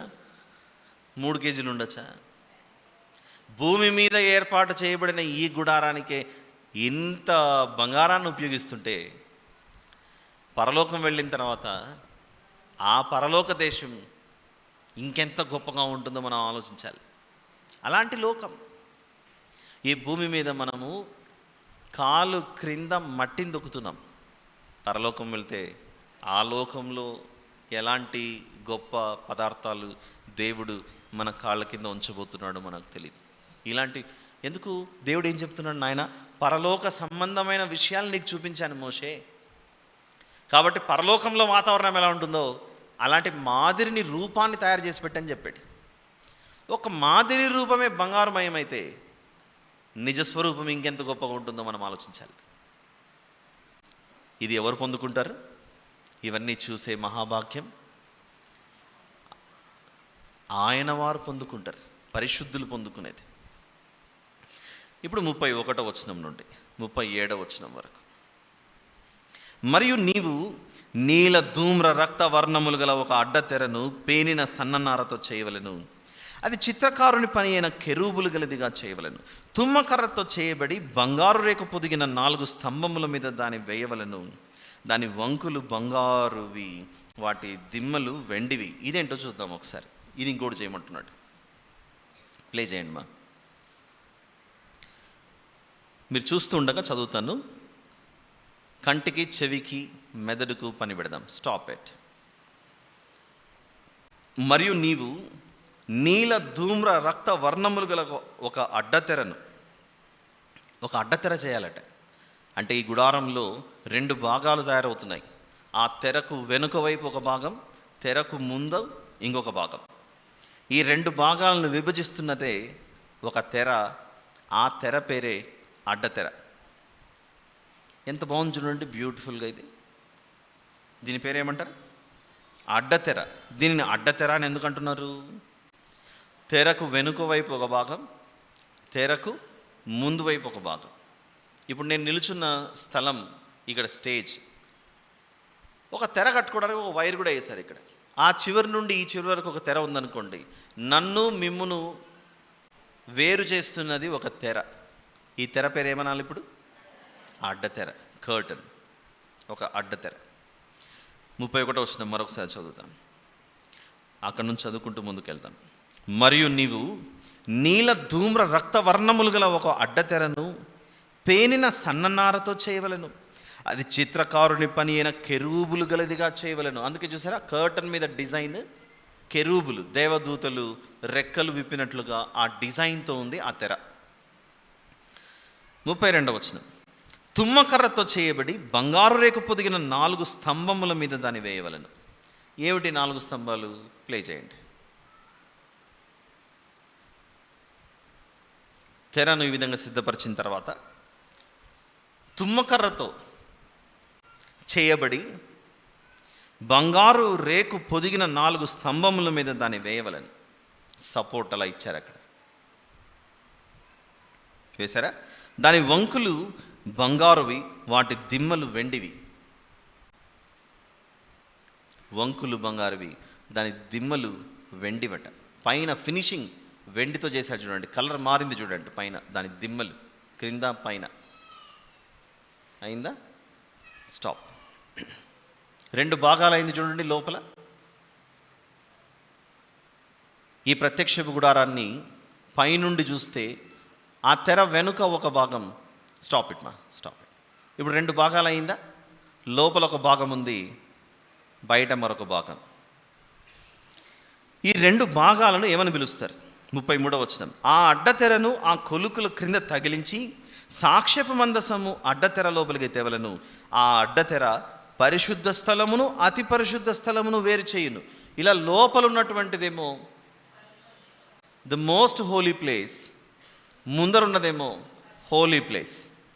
లోపలున్నది అతి పరిశుద్ధ స్థలం, బయట ఉన్నటువంటిది పరిశుద్ధ స్థలం. ఇప్పుడు 34వ వచనంలో అతి పరిశుద్ధ స్థలంలో సాక్ష్యపు మందసము మీద కరుణాపీఠం ఉంచవలెను. ప్లే చేయండి మా. ఇది మందసం. ఈ మందసమున్న స్థలం పేరేంటి? అతి పరిశుద్ధ స్థలం. మందసమున్న స్థలం అతి పరిశుద్ధ స్థలం. Stop it. చూసారా, మూత మూయబడింది చూసారా? ఆ మూత మూయబడిన దానినే 34వ వచనంలో అతి పరిశుద్ధ స్థలములో సాక్ష్యపు మందసము మీద కరుణాపీఠము నుంచవలెను. అడ్డతెర వెలుపల ప్లే చేయండి.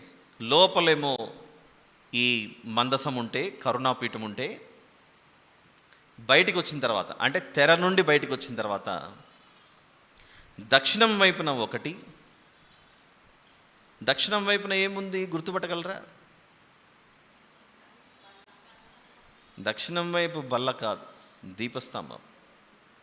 ఈస్ట్ ఇటువైపు కదమ్మా ఉండేది.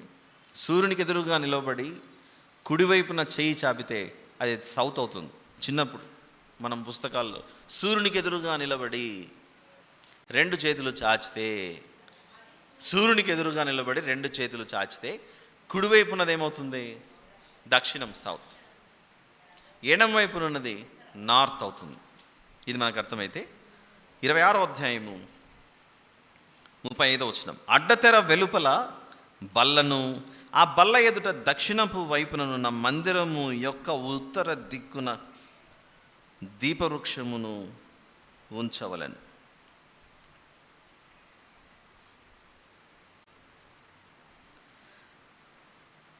మరియు నీల ధూమ్ర రక్త వర్ణములు గల పేనిన సన్ననారతో చిత్రకారుని పని అయిన తెరను గుడారపు ద్వారమునకు చేయవలెను.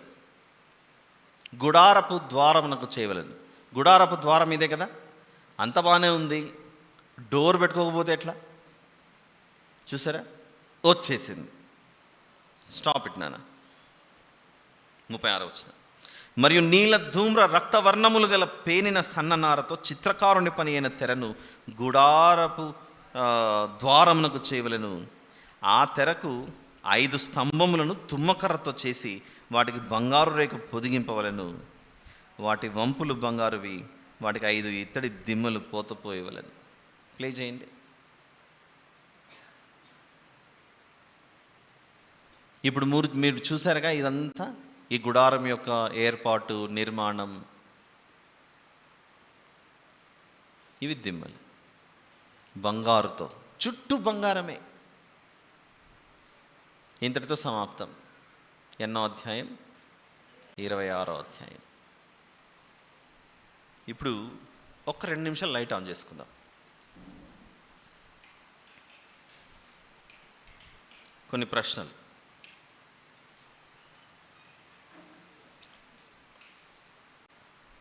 ఏం ప్రశ్నలు? ఈ గుడారము 2 భాగాలుగా విభజింపబడింది. లోపల ఆ 2 భాగాల పేర్లేంటి? అతి పరిశుద్ధ స్థలం, పరిశుద్ధ స్థలం. అతి పరిశుద్ధ స్థలంలో ఏ వస్తువు ఉంది? సాక్ష్యపు మందసం. ఆ మందసం మీద ఉన్న పైకప్పును ఏ పీఠం అని పిలుస్తున్నారు? కరుణాపీఠం మీద రెక్కలు ఇలా విచ్చుకొని కప్పుతున్నట్లుగా ఉన్న దూతల పేర్లేంటి? కెరూబులు. ఆ మందసం లోపలేమున్నాయి? 10 ఆజ్ఞలు కలిగిన పలకలు, అహరోను గారు చిగురించిన కర్ర, మన్నా గల పాత్ర. తెరలో నుండి, అంటే అడ్డతెరలో నుండి మనం బయటకు వచ్చిన తర్వాత కుడివైపున మనకేం కనబడుతుంది? దీపస్తంభం. ఎడం వైపున బల్ల. మందిరం ఇప్పుడు ఏ ఫేసింగ్లో ఉంది? East facing. నా వెనుకల పడమర. క్లోజ్ అయిపోయింది పూర్తిగా. వెస్ట్ పూర్తిగా క్లోజ్ అయింది. All right. ఈ గోడలు ఇలా నిలబెట్టిన తర్వాత 5 పొడవైన స్తంభాలు లాంటివి దూర్చారు. వాటిని ఏమని పిలుస్తున్నారు? అడ్డకర్రలు. ఏవే వస్తువులు చూసాము ఇంతవరకు మనం నిన్నటి నుంచి? 1 మందసం, కరుణాపీఠం. అదే మందసం, కరుణాపీఠం. 2 రొట్టెలు ఉంచే బల్ల. 3 ల్యాంప్ స్టాండ్. తర్వాత ఈరోజు 26వ అధ్యాయంలో ఏమేమి చూసాము? మొదటి తెర దేంతో తయారు చేశారు? నీల ధూమ్ర రక్త వర్ణములు. 2వ తెర దేంతో తయారు చేశారు? మేక వెంట్రుకలు. 3వ తెర దేంతో తయారు చేశారు? ఎరుపు రంగు వేసిన పొట్టేళ్లతో. 4వ తెర దేంతో తయారు చేశారు? సముద్ర వత్సలతో. Very good. అదైపోయిన తర్వాత దేవుడు మనల్ని ఎక్కడ తీసుకొచ్చాడు? గోడలు, పలకలు. దక్షిణం వైపున పలకలు, ఉత్తరం వైపున పలకలు. పలకలతో గోడలను చేపించి పడమటి వైపున కూడా పలకలతో గోడలు తయారు చేయించిన తర్వాత నెక్స్ట్ మనల్ని ఎక్కడికి తీసుకొచ్చాడు దేవుడు? అడ్డతెర దగ్గరికి తీసుకొచ్చాడు. అడ్డతెర దేంతో తయారు చేయబడుతుంది? నీలధూమ్ర రక్తవర్ణం. దాని మీద ఉన్న డిజైన్ ఏంటి? కెరూబుల డిజైన్. ఈ తెర పూర్తయిన తర్వాత మళ్ళీ ఎక్కడ తీసుకొచ్చాడు? లోపల మందసం, బయటేమో దీపస్తంభము, బల్ల అని చెప్పిన తర్వాత మళ్ళీ ఇంకొక చోట తీసుకొచ్చాడు. ఎంట్రన్స్ దగ్గర తీసుకొచ్చాడు, ద్వారం దగ్గర తీసుకొచ్చి అక్కడ కూడా ఒక తెరను ఏర్పాటు చేయమన్నాడు. ఇంతటితో 26వ అధ్యాయం అయిపోయింది. ఇప్పుడు 27వ అధ్యాయం. మందిరం లోపలంతా సెటప్ అయిపోయిందిగా. ఇప్పుడు 27. Lights off, let's play another video. మళ్ళీ లైట్స్ ఆన్. ఎక్కడ లైట్స్ ఆన్? మన సెల్ ఫోన్లో లైట్స్ ఆన్.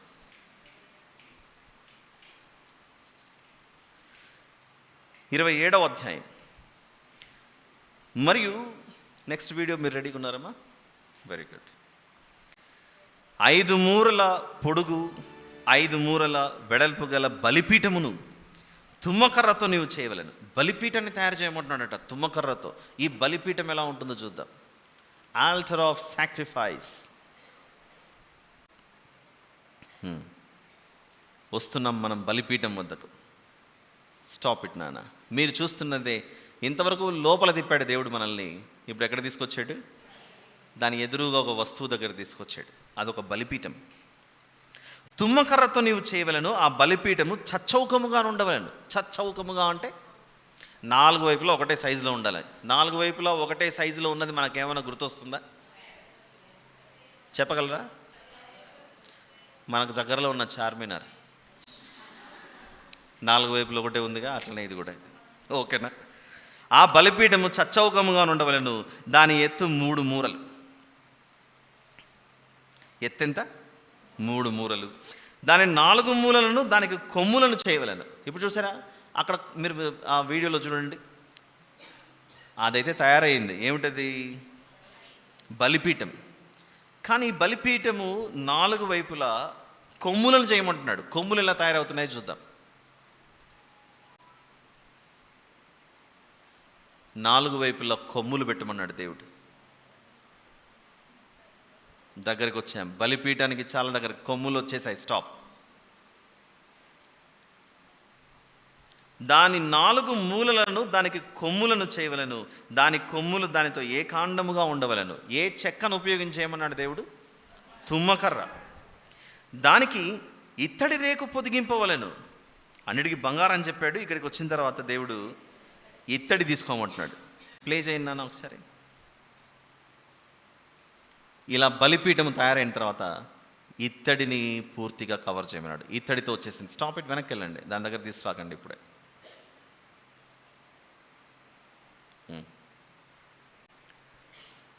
3వ వచనం. ఈ బలిపీఠమును తయారు చేసి దాన్ని ఉపయోగించుకునే సమయంలో అక్కడ బలి చేసినవి బూడిదైనప్పుడు దాని బూడిద ఎత్తుటకు కుండలను, గరిటెలను, గిన్నెలను, ముండ్లను, అగ్ని పాత్రలను చేయవలను. ఈ ఉపకరణములన్నీ ఇత్తడితో చేయవలను. వస్తున్నాయి లేదో ఉపకరణాలు చూద్దాం. ప్లే చేయండి మా. ఏమేమి చేయమన్నాడు? కుండలు, గరిటెలు, గిన్నెలు, ముండ్లు. గరిట, గిన్నెలు, ముండ్లు వచ్చాయి. చూస్తున్నారు కానీ వెరీ గుడ్. సిద్ధపరిచాడు దేవుడు. రైట్. Stop it. వీటన్నిటిని దేనితో చేయమన్నాడు? ఇత్తడి, నాట్ బంగారం. గుర్తుపెట్టుకోవాలి ఈ విషయాలు. తర్వాత 4వ వచనం. మరియు వల వంటి ఇత్తడి జల్లెడ దానికి చేయవలను. ప్లేమా. జల్లెడ ఒక ఫిల్టర్ లాంటిది. అదో వచ్చేసిందా? ఇది చూస్తుంటే మనకేవో గుర్తొస్తుంటాయి. చికెన్ గ్రిల్, లేకపోతే బార్బెక్యూ చేసుకుంటారుగా, అలాంటిది. గొర్రెలను వాటిని వీటిని బలి ఇచ్చేటప్పుడు అక్కడ ఆ జల్లెడ పెట్టినట్లుగా దేవుడు జల్లెడ చేయమన్నాడు. చేస్తున్నారు. 4-5 వచనాలు. మరియు వల వంటి ఇత్తడి జల్లెడ. ఇత్తడిది చేయమంటున్నాడు. ఇత్తడే ఎందుకు ఉపయోగించమంటున్నాడో దాని వివరణ మనం రాబోయే రోజుల్లో విందాం. ఇత్తడి జల్లెడ దానికి చేయవలను. ఆ వల మీద దాని 4 మూలలను 4 ఇత్తడి ఉంగరములను చేసి ఆ వల బలిపీఠము నడిమి వరకు చేరినట్లు దిగువను బలిపీఠము గట్టు క్రింద దానిని ఉంచవలను. అందుకే చూడండి, ఇది కింద పడేయకుండా కొంచెం గ్యాప్ ఇచ్చి పెట్టాడు. అందుకని నిలబడింది. సపోర్ట్ ఇచ్చాడా జల్లెడ నిలబడడానికి? ఇచ్చాడు కదా, కనపడుతోందా? జల్లెడ కింది పడిపోయిందా, మధ్యలో ఉందా?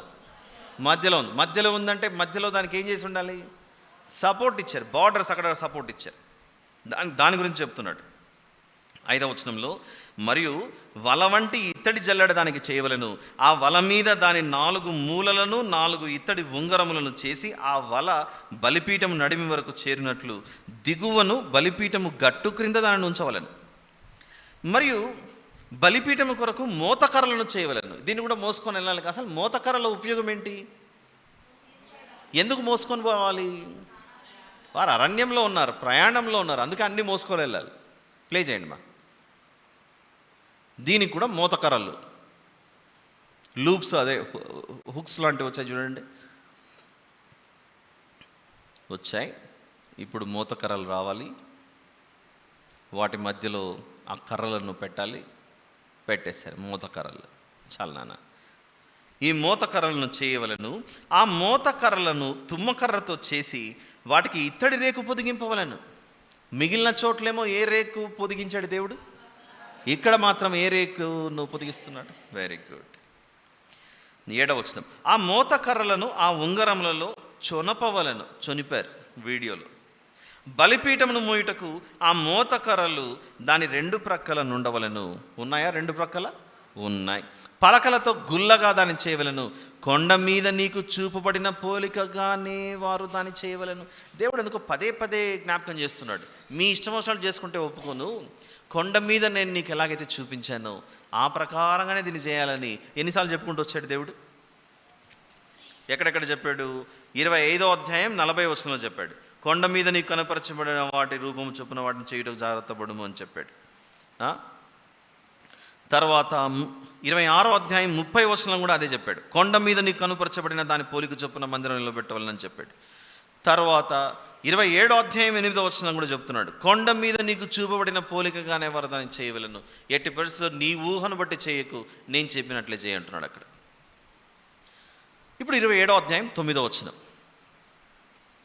అంతా అయిపోయింది కదా, ఈ వస్తువు తయారైపోయింది. వస్తువులను తయారు చేసుకోవడానికి దేవుడిస్తున్నటువంటి ఇన్స్ట్రక్షన్స్ ఇవి. ముగించుకుందాంలేంటే, దగ్గరికి వచ్చేసాం మనం. 9వ వచనం, మరియు నీవు మందిరమునకు ఆవరణం ఏర్పరచవలెను. కాంపౌండ్ ఏర్పాటు చేయమంటున్నాడు. నెక్స్ట్ వీడియోకి మీరు రెడీగా ఉన్నారా? ఇది ప్లే చేసేమ్మా, చివరి వరకు ఏమొస్తుందో చూద్దాం. ఇలా బలిపీఠము తయారైపోయింది. గొర్రెలను మేకలను వాటిని వధించి దహన బలి చేసేటప్పుడు అందులో వేసి బలి చేసేవాళ్ళు. Alright, close close close close. Next 9వ వచనం, మరియు నీవు మందిరమునకు ఆవరణం ఏర్పరచవలెను. సాధారణంగా ఒక బిల్డింగ్ నిర్మించుకున్న తర్వాత కాంపౌండ్ వాల్ మనం వేసుకుంటాం. కాంపౌండ్ వాల్ లేకపోతే లోపలికి పశువులు అవి ఇవి అన్నీ వచ్చేస్తుంటాయి. ఈరోజు ఈ ఆరాధన అయిపోయిన తర్వాత మీరు వెళ్ళేటప్పుడు మన మందిరం యొక్క కాంపౌండ్ వాల్ కూడా చూసుకుంటూ వెళ్ళండి. చూసుకుంటూ వెళ్ళమనే చెప్పాను, దాన్ని ఏమి నెక్స్ట్ ఇంకేం చేయకుండా జాగ్రత్త పడండి, ఓకేనా? అవి ఎలా ఉన్నాయి, ఇక్కడ ఎలా ఏర్పాటు చేయబడతారు అంటే, మనిషి నిర్మాణం ఒక దాన్ని నిర్మిస్తున్నాడంటే దాని వెనుకల దేవుడు ఏదో మనిషికి జ్ఞానం ఇచ్చి ఇలా కట్టుకోండి చూపించాడు కనుకనే మనకు ఆ థాట్స్ వచ్చాయి. ఆయన చూపించాడు, మనం నేర్చుకున్నాం.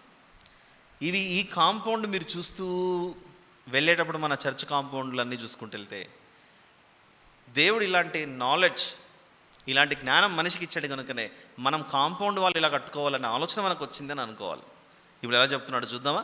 9వ వచనం, మరియు నీవు మందిరమునకు ఆవరణం ఏర్పరచవలెను.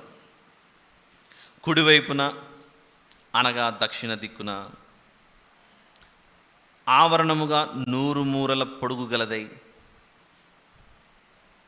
ఎన్ని మూరలు? 100 మూరల పొడుగు గలదై పేనిన సన్ననార యవనికలు ఒక ప్రక్కకుండవలను. దాని 20 స్తంభములను వాటి 20 దిమ్మలను ఇత్తడివి. లోపలంతా బంగారం చేసి బయటకు వచ్చిన తర్వాత దేవుడు ఇత్తడిని పట్టుకున్నాడు ఇక్కడ. ఆ స్తంభముల వంకులను వాటి పెండె బద్దలను వెండివి. అట్లే పొడుగులో ఉత్తర దిక్కున 100 మూరల పొడుగు గల యవనికలు ఉండవలను. దాని 20 స్తంభములను వాటి 20 దిమ్ములను ఇత్తడివి. ఆ స్తంభముల వంకులను వాటి పెండె బద్దలను వెండివి. పడమటి దిక్కున ఆవరణపు వెడల్పు కొరకు 80 మూరల యవనికలు ఉండవలెను. వాటి స్తంభములు 10, వాటి దిమ్మలు 10. తూర్పు వైపున అనగా ఉదయ దిక్కున ఆవరణము వెడల్పు 80 మూరలు. ఒక ప్రక్కను 15 మూరల యవనికలు ఉండవలెను. వాటి స్తంభములు 3, వాటి దిమ్మలు 3. రెండవ ప్రక్కను 15 మూరల యవనికలు ఉండవలెను. వాటి స్తంభములు 3, వాటి దిమ్మలను 3. ఆవరణపు ద్వారమునకు నీల ధూమ్ర రక్త వర్ణములు గల 20 మూరల తెర ఉండవలెను. ఎంట్రన్స్లో ఒక పెద్ద తెర ఉండాలి. అది పేనిన సన్ననారతో చిత్రకారుని పనిగా ఉండవలెను. దాని స్తంభములు 4, దాని దిమ్మములు 4. ఆవరణము చుట్టూన్న స్తంభములన్నీ వెండి పెండెబద్దలు కలవి. వాటి వంకులు వెండివి, వాటి దిమ్మలు ఇత్తడివి. ఆవరణపు పొడుగు 100 మూరలు, దాని వెడల్పు 80 మూరలు, దాని ఎత్తు 5 మూరలు. అవి పేనిన సన్ననారవి. వాటి దిమ్మలు ఇత్తడివి. మందిర సంబంధమైన సేవోపకరణములన్నీ మేకులన్నీ ఆవరణపు మేకులన్నీ ఇత్తడివై ఉండవలను. అంతా ఇత్తడిని తీసుకొచ్చాడు. ఒకసారి చూద్దాం ఇంతవరకు చదువుకున్నది. కాంపౌండ్ ఎలా తయారు చేస్తున్నాడో చూద్దాం.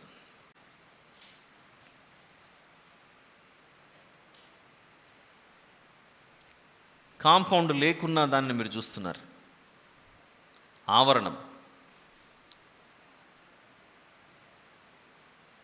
ఒక్కసారి వెనక్కి వెళ్ళమ్మా. ఇప్పుడు ప్లే చేయి. ఎన్ని స్తంభాలు వస్తున్నాయో కౌంట్ చేయండి ఒకసారి. చిన్న స్టాప్ ఇట్. ఇప్పటికి ఎన్నైనా లెక్క వేయండి అక్కడ. 1 2 3 4 5 6 7 8. 8ది వస్తుంది. గుర్తుంటుందా? ప్లే చేయండి మా. 8 కష్టమేమో కదా? కష్టమే. ఎన్ని వచ్చాయి? ఎన్నయ్యాయి? 1 2 3 4 5 6 7 8 9 10 11 12 13 14 15 16 17 18 19 20. నాకైతే 20 కనపడ్డాయి. మీకు కనపడ్డాయా 20? కనపడలేదు కదా మీకు 20? మీకు ఎందుకు కనపడలేదు చెప్పనా? 10వ వచనం మీరు మర్చిపోయారు, నేను చదివాను కాబట్టి. చూడండి అక్కడ 10వ వచనంలో 27:10 దాని 20 స్తంభములు వాటి 20 దిమ్మలు ఇత్తడివి అన్నాడు. కాబట్టి అక్కడ ఖచ్చితంగా 20 ఉంటాయి. ఓకేనా? That's a simple logic. 20 స్తంభాలు. 10వ వచనం దాని 20 స్తంభములను వాటి 20 దిమ్మలను ఇత్తడివి. ఆ స్తంభముల వంకులను వాటి పెండె బద్దలను వెండివి. తయారవుతుంది. ఆ తెల్లటి కర్టన్ ఏంటి? పేరిన సన్ననారతో తయారు చేయాలట. క్రింద మీరు బేస్మెంట్ మీరు చూస్తుంటే వాటి పెండె బద్దలు వెండివట. అలానే ఇటువైపు కూడా చేయాలి. ఉత్తరం వైపున, పడమటి వైపున స్తంభాలు, వాటి స్తంభములు 10, వెనక వైపు 10, సైడ్స్లో ఏమో 20. ప్లే చేయండి మా. సైడ్లో ఉన్నటువంటి స్తంభాలేమో ఒకవైపు 20, మరోవైపు 20, వెనక వైపు 10. ఇదిగోండి రెండో వైపు కూడా వేస్తున్నారు స్తంభాలు.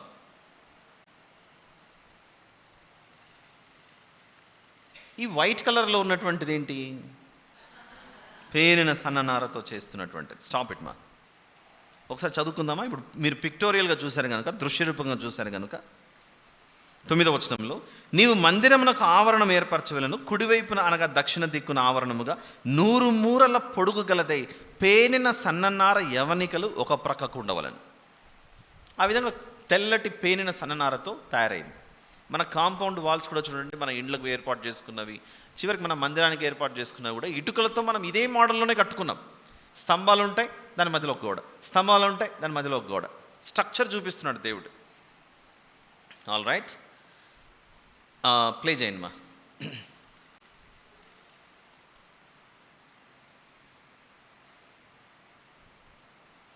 వాటిని ఆ విధంగా కట్టేశారు. మేకులు ఇవన్నీ ఇత్తడివై ఉండాలని చెప్పాడుగా.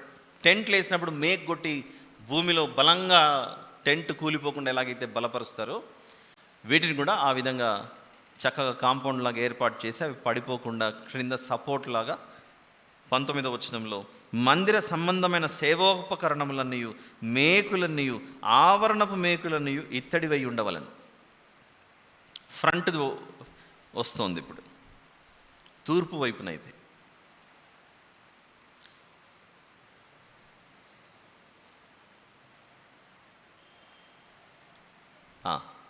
స్టాప్ ఇట్ 16వ వచనం నుండి చూద్దాం.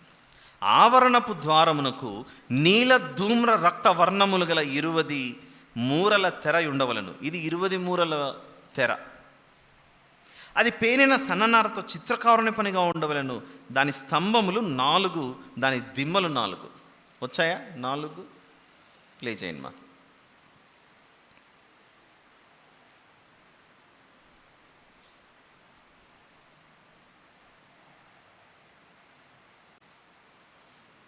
ఆవరణం, మందిరంలోనికి ఎంటర్ అవ్వడానికి ఎంట్రన్స్ చూపిస్తున్నాడు దేవుడు.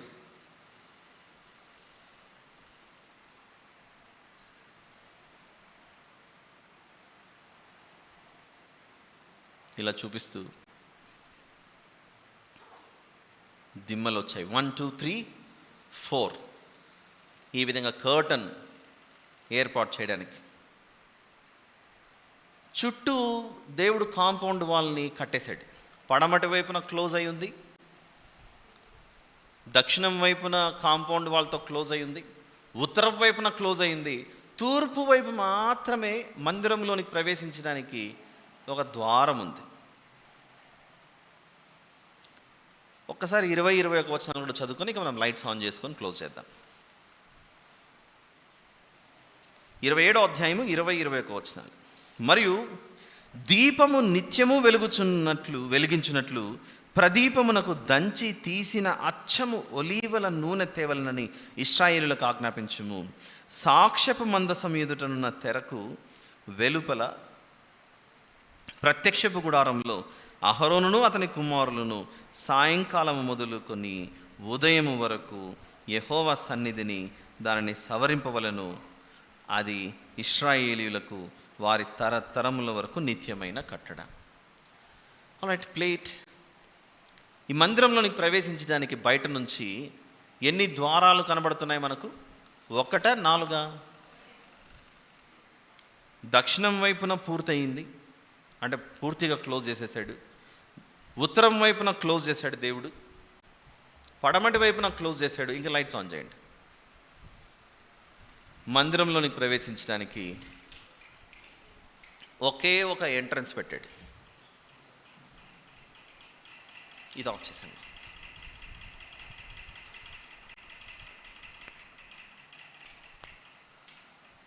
రైట్, ఇవన్నీ చూసాం కదా.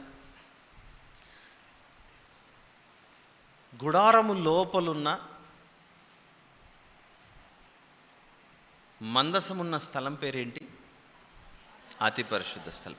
అతి పరిశుద్ధ స్థలం దాటుకొని కొంచెం ముందుకు వస్తే ఈ పరిశుద్ధ స్థలంలో ఏమేమి ఉన్నాయి? దక్షిణం వైపున దీపస్తంభం, ఉత్తరం వైపున బల్ల, దాని మీద రొట్టెలు. అది దాటుకొని బయటికి వెళ్తే ఎంట్రన్స్లో ఒక తెర, ఆ తర్వాత కాంపౌండ్ అంతా కనపడుతుంది. ఈ కాంపౌండ్లో దక్షిణం వైపున దేవుడు మూసేశాడు, ఉత్తరం వైపున మూసేశాడు, పడమటి వైపున మూసేసి ఒక్కచోట మాత్రమే తెరిచాడు. బయట ఉన్న వాళ్ళు లోపలికి రావాలంటే, మందిరంలోనికి బయట ఉన్న వాళ్ళు లోపలికి రావాలంటే ఎన్నో మార్గాల గుండా వస్తారా? ఒకే మార్గం గుండా వస్తారా?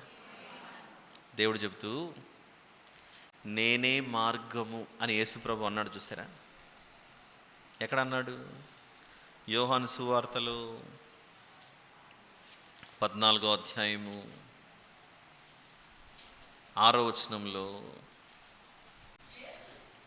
యేసు ప్రభు నేనే మార్గం. చాలు సిస్టర్, నేనే మార్గము అని చెప్పిన యేసు ప్రభువే ఇదే యోహాను సువార్తలో 10వ అధ్యాయం, దయచేసి అందరూ చూడండి, మిస్ అవ్వకండి.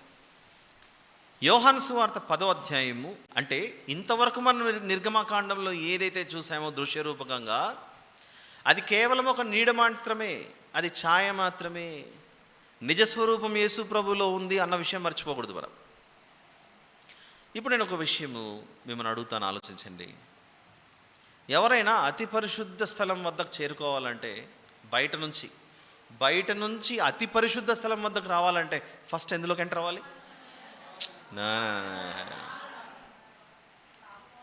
బయట ఎక్కడో ఉన్నారండి, కాలనీలో ఆడోడు తిరుగుతున్నారు.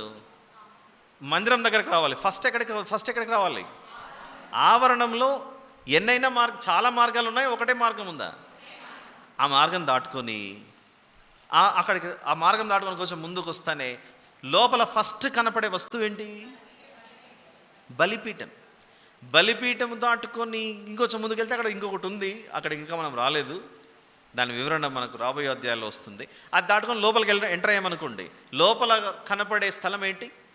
పరిశుద్ధ స్థలం కూడా మనం దాటుకొని లోపలికి ఎంటర్ అయితే వచ్చే స్థలం ఏంటి? అతి పరిశుద్ధ స్థలం. ఇవన్నీ వరుస క్రమంలో మీకు వివరిస్తాను రాబోయే రోజుల్లో. కానీ ఒకటి, అతి పరిశుద్ధ స్థలంలో కరుణాపీఠం అనే చోట దేవుడు ప్రత్యక్షమవుతాడు అని ఉంది అక్కడ. అంటే ఒక వ్యక్తి అతి పరిశుద్ధ స్థలం వద్దకు చేరుకోవాలంటే ముందు ఎక్కడికి రావాలి? ఒక ద్వారం దగ్గరికి రావాలి. ఆ ద్వారమే యోహాను సువార్త 8వ అధ్యాయంలో, యోహాను సువార్త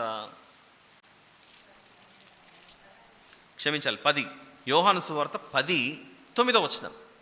యోహాను సువార్త 10వ అధ్యాయము 9వ వచనంలో నేనే ద్వారము అన్నాడు. చూసారా? నేనే ద్వారము అన్నాడు. అంటే ఇంతవరకు మీరు ఎంట్రన్స్లో కాంపౌండ్ దగ్గర చూసిన ఏకైక ద్వారం ఉంది, చూసారా? ఆ ఏకైక ద్వారము ఆ గుడారానికి ఉన్న ద్వారము మాత్రమే కాదు, అది పాత నిబంధన, ఓల్డ్ టెస్ట్మెంట్. అవన్నీ ఇప్పుడు యేసు ప్రభులో నెరవేర్చబడ్డాయి. అతి పరిశుద్ధ స్థలం అనే ఆ పరలోకానికి వెళ్ళాలంటే ముందు యేసు ప్రభువే ద్వారం అని గుర్తుపట్టి ముందు ద్వారం దగ్గరికి రండి, మిగిలినది ఆయన చూసుకుంటాడు. ఇంకా చాలా చెప్పాలి, అన్నీ చెబితే మీరు గ్రాస్ప్ చేసుకోవడం కష్టం. ఇంతటి దగ్గరికి ఆపి ఈ వస్తువులన్నీ ఏంటి అనేది మాత్రమే మోషే గారికి దేవుడు కొండ మీద చూపించినట్లుగా మనం ఈరోజు స్క్రీన్ మీద ఇవన్నీ చూసాం. వీటి భావం ఏంటి, ఇందులో ఉన్న అర్థం ఏంటి, దీనిలో ఉన్నటువంటి ఉద్దేశమే వేరు అని తెలియచేయటానికే ఒక్క చిన్న ఎగ్జాంపుల్ మీకు చూపించాను. ఆ ఒక్క చిన్న ఎగ్జాంపులే అతి పరిశుద్ధ స్థలంలోనికి రావాలి అంటే ఒక వ్యక్తి ద్వారంను దాటుకొని రావాలి. ఆ ద్వారం ఎవరో కాదు, యేసు ప్రభు అనే ఆ ద్వారం గుండా ప్రయాణం చేస్తేనే మనం అతి పరిశుద్ధ స్థలం చేరుకుంటాం.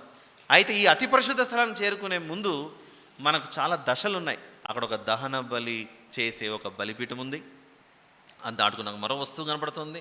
లోపలికి వెళ్ళిన తర్వాత రొట్టెలు, దీపస్తంభం అన్నీ ఉన్నాయి, అది కూడా దాటుకొని తెర తీసేసుకోవాలి. తెర తీసిన తర్వాత లోపల కనపడుతుంది మందసం, అక్కడ కరుణాపీఠం సింహాసనం మీద కూర్చున్నాడట దేవుడు. ఇవన్నీ దశల వారీగా దాటుకోవాల్సినవి. ఆ దశల వారీగా దాటుకునే వాటిలో భాగంగానే ఒక్కటే ఒక వివరణ విన్నాం. ఏం విన్నాం ఈరోజు? ఇదిగో ద్వారం, అతి పరిశుద్ధ స్థలం అనే చోటికి ఏ వ్యక్తి అయినా వెళ్ళాలంటే ముందు ద్వారం దాటుకోవాలి. ఆ ద్వారం ఎవరు అంటే మన రక్షకుడైన యేసు ప్రభు. చిన్న రీక్యాప్ చేసుకొని క్లోజ్ చేసుకుందాం. ఈరోజు విన్న వస్తువులు ఏమేమి విన్నాం? మొదటిదేమో తెరలు విన్నాం. ఆ తెరలలో మొదటి తెర ఏంటి? నీల ధూమ్ర రక్తవర్ణం. రెండవ తెర మేక వెంట్రుకలు. మూడవ తెర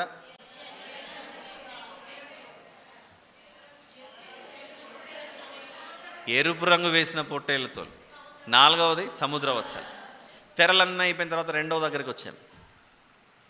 తెరలన్నీ సిద్ధం చేసుకున్న తర్వాత రెండవ వస్తువుల దగ్గరికి వచ్చాం. ఏమిటది? గోడలు, వాల్స్. గోడలు ఉత్తరము, దక్షిణము, పడమర పూర్తి అయిపోయింది. ఎంట్రన్స్ దగ్గరికి వచ్చాం. గోడలన్నీ అయిపోయిన తర్వాత నెక్స్ట్ కూడా చోటికి తీసుకొచ్చాడు దేవుడు. ఎక్కడికి? ఏమిటది? అడ్డతెర. అడ్డతెరేనా?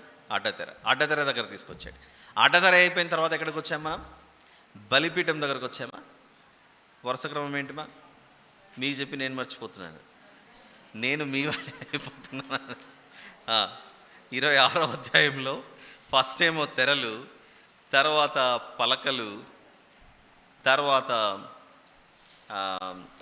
కరెక్టే నేను చెప్పిండేది. అతి పరిశుద్ధ స్థలాన్ని, పరిశుద్ధ స్థలాన్ని వేరు చేసే ఒక తెర. అదైపోయిన తర్వాత 27వ అధ్యాయంలో బలిపీఠం, బలిపీఠం అయిపోయిన తర్వాత కాంపౌండ్. కరెక్ట్, ఈ విధంగా వచ్చేసింది. ద్వారం దగ్గర ఉన్నాము ఇప్పుడు. మనమంతా వచ్చి ఎక్కడ ఆగాము? ద్వారం దగ్గర. అంతా అయిపోయిన తర్వాత దేవుడు ఒక విషయం చెప్తున్నాడు. నాయన, లోపల సాయంత్రం నుండి ఉదయం వరకు వెలగాలి అని అంటే ఒలీవల నూనె, దంచి తీసిన ఒలీవల నూనె తీసుకొని రండి అన్నాడు. ఈ ఒలీవల నూనెతో దీపం వెలుగుతూ ఉండనివ్వండి అన్నాడు. చీకటిలో మన దీపం వెలుగుతూ ఉండాలి. ఆ టైమింగ్స్ చెప్పాడు చూడండి ఒకసారి. 27వ అధ్యాయం నిర్గమకాండం 27లో 20వ వచనంలో, దీపము నిత్యము వెలిగించినట్లు ప్రదీపమునకు దంచి తీసిన అచ్చము ఒలీవల నూనె తేవలని ఇశ్రాయేలులకు ఆజ్ఞాపించుము అని చెప్పి, సాక్ష్యపు మందసము ఎదుటనున్న తెరకు వెలుపల, సాక్ష్యపు మందసము ఎదుటనున్న తెరకు వెలుపల, మందసము తెరకు వెలుపల ఉన్న ఆ దీపస్తంభం, ప్రత్యక్షపు గుడారంలో అహరోనును అతని కుమారులను సాయంకాలం మొదలుకొని ఉదయం వరకు యెహోవా సన్నిధిని దాన్ని సవరింపవలను. అది ఇశ్రాయేలులకు వారి తరతరముల వరకు నిత్యమైన కట్టడ. చీకటిలో ఈ దీపం సాయంత్రం నుంచి ఉదయం అన్నాడు. Evening to morning. Evening to morning అంటే ఏమొచ్చుంటుంది? మధ్యలో నైట్ వస్తుంది, చీకటి. ఈ చీకటిలో దీపం ఆరిపోకూడదని చెప్తున్నాడు అక్కడ. అలానే చీకటి కలిగిన ఈ లోకంలో మనం ఈ లోకానికి ఏమై ఉన్నాం? దీపమై ఉన్నాం. అది ఎప్పుడు వెలుగుతూనే ఉండాలి. మిగిలిన విషయాలు మనం రేపు చూద్దాం. రేపు చూద్దామా? సండే కదా రేపు. రేపు కూడా చూద్దాం కొన్ని విషయాలు. ప్రార్థన చేసుకుని ముగించుకుందాం. ప్రేమగల తండ్రి, కృపగలిగిన మా దేవ, పరిశుద్ధుడైన మా తండ్రి, మీకే స్తోత్రములు నాయన. ఈ 2 అధ్యాయాలలో మీ మందిర నిర్మాణం ఏ విధంగా ఉండవలనో అనేక విషయాలు చూపించారు, వినిపించారు. అయితే ఇందులో ఉన్న పరసంబంధమైన అర్థం, పరమాత్మ, పరలోక సంబంధమైనటువంటి అర్థం ఏమిటో తెలుసుకోవడానికి రాబోయే రోజుల్లో మీరు మాకు నేర్పించమని ప్రార్థిస్తూ, ఎన్నో విషయాలు మేము తెలుసుకునేలాగున మాకు సహాయం చేయమని, అతి పరిశుద్ధ స్థలంలోనికి ప్రవేశించాలంటే మీరు ఏర్పాటు చేసినది ఒకే ఒక ద్వారం. ఆ ద్వారం గుండానే మేము రావాలి. ఈ విషయం మీ పిల్లలు గ్రహించలాగిన సహాయం చేయమని ప్రార్థిస్తూ, మా ప్రభువును ప్రియరక్షకుడైన యేసు ప్రభు వారి పేరిట అడిగి వేడుకొని సమర్పిస్తున్నాను తండ్రి. ఆమేన్. ప్రకటనలు ఏవైనా ఉండొచ్చు? పెద్దలు ప్రకటించినట్లయితే ముగింపు ప్రార్థన ఆశీర్వాదంతో కార్యక్రమాన్ని ముగించుకుందాం.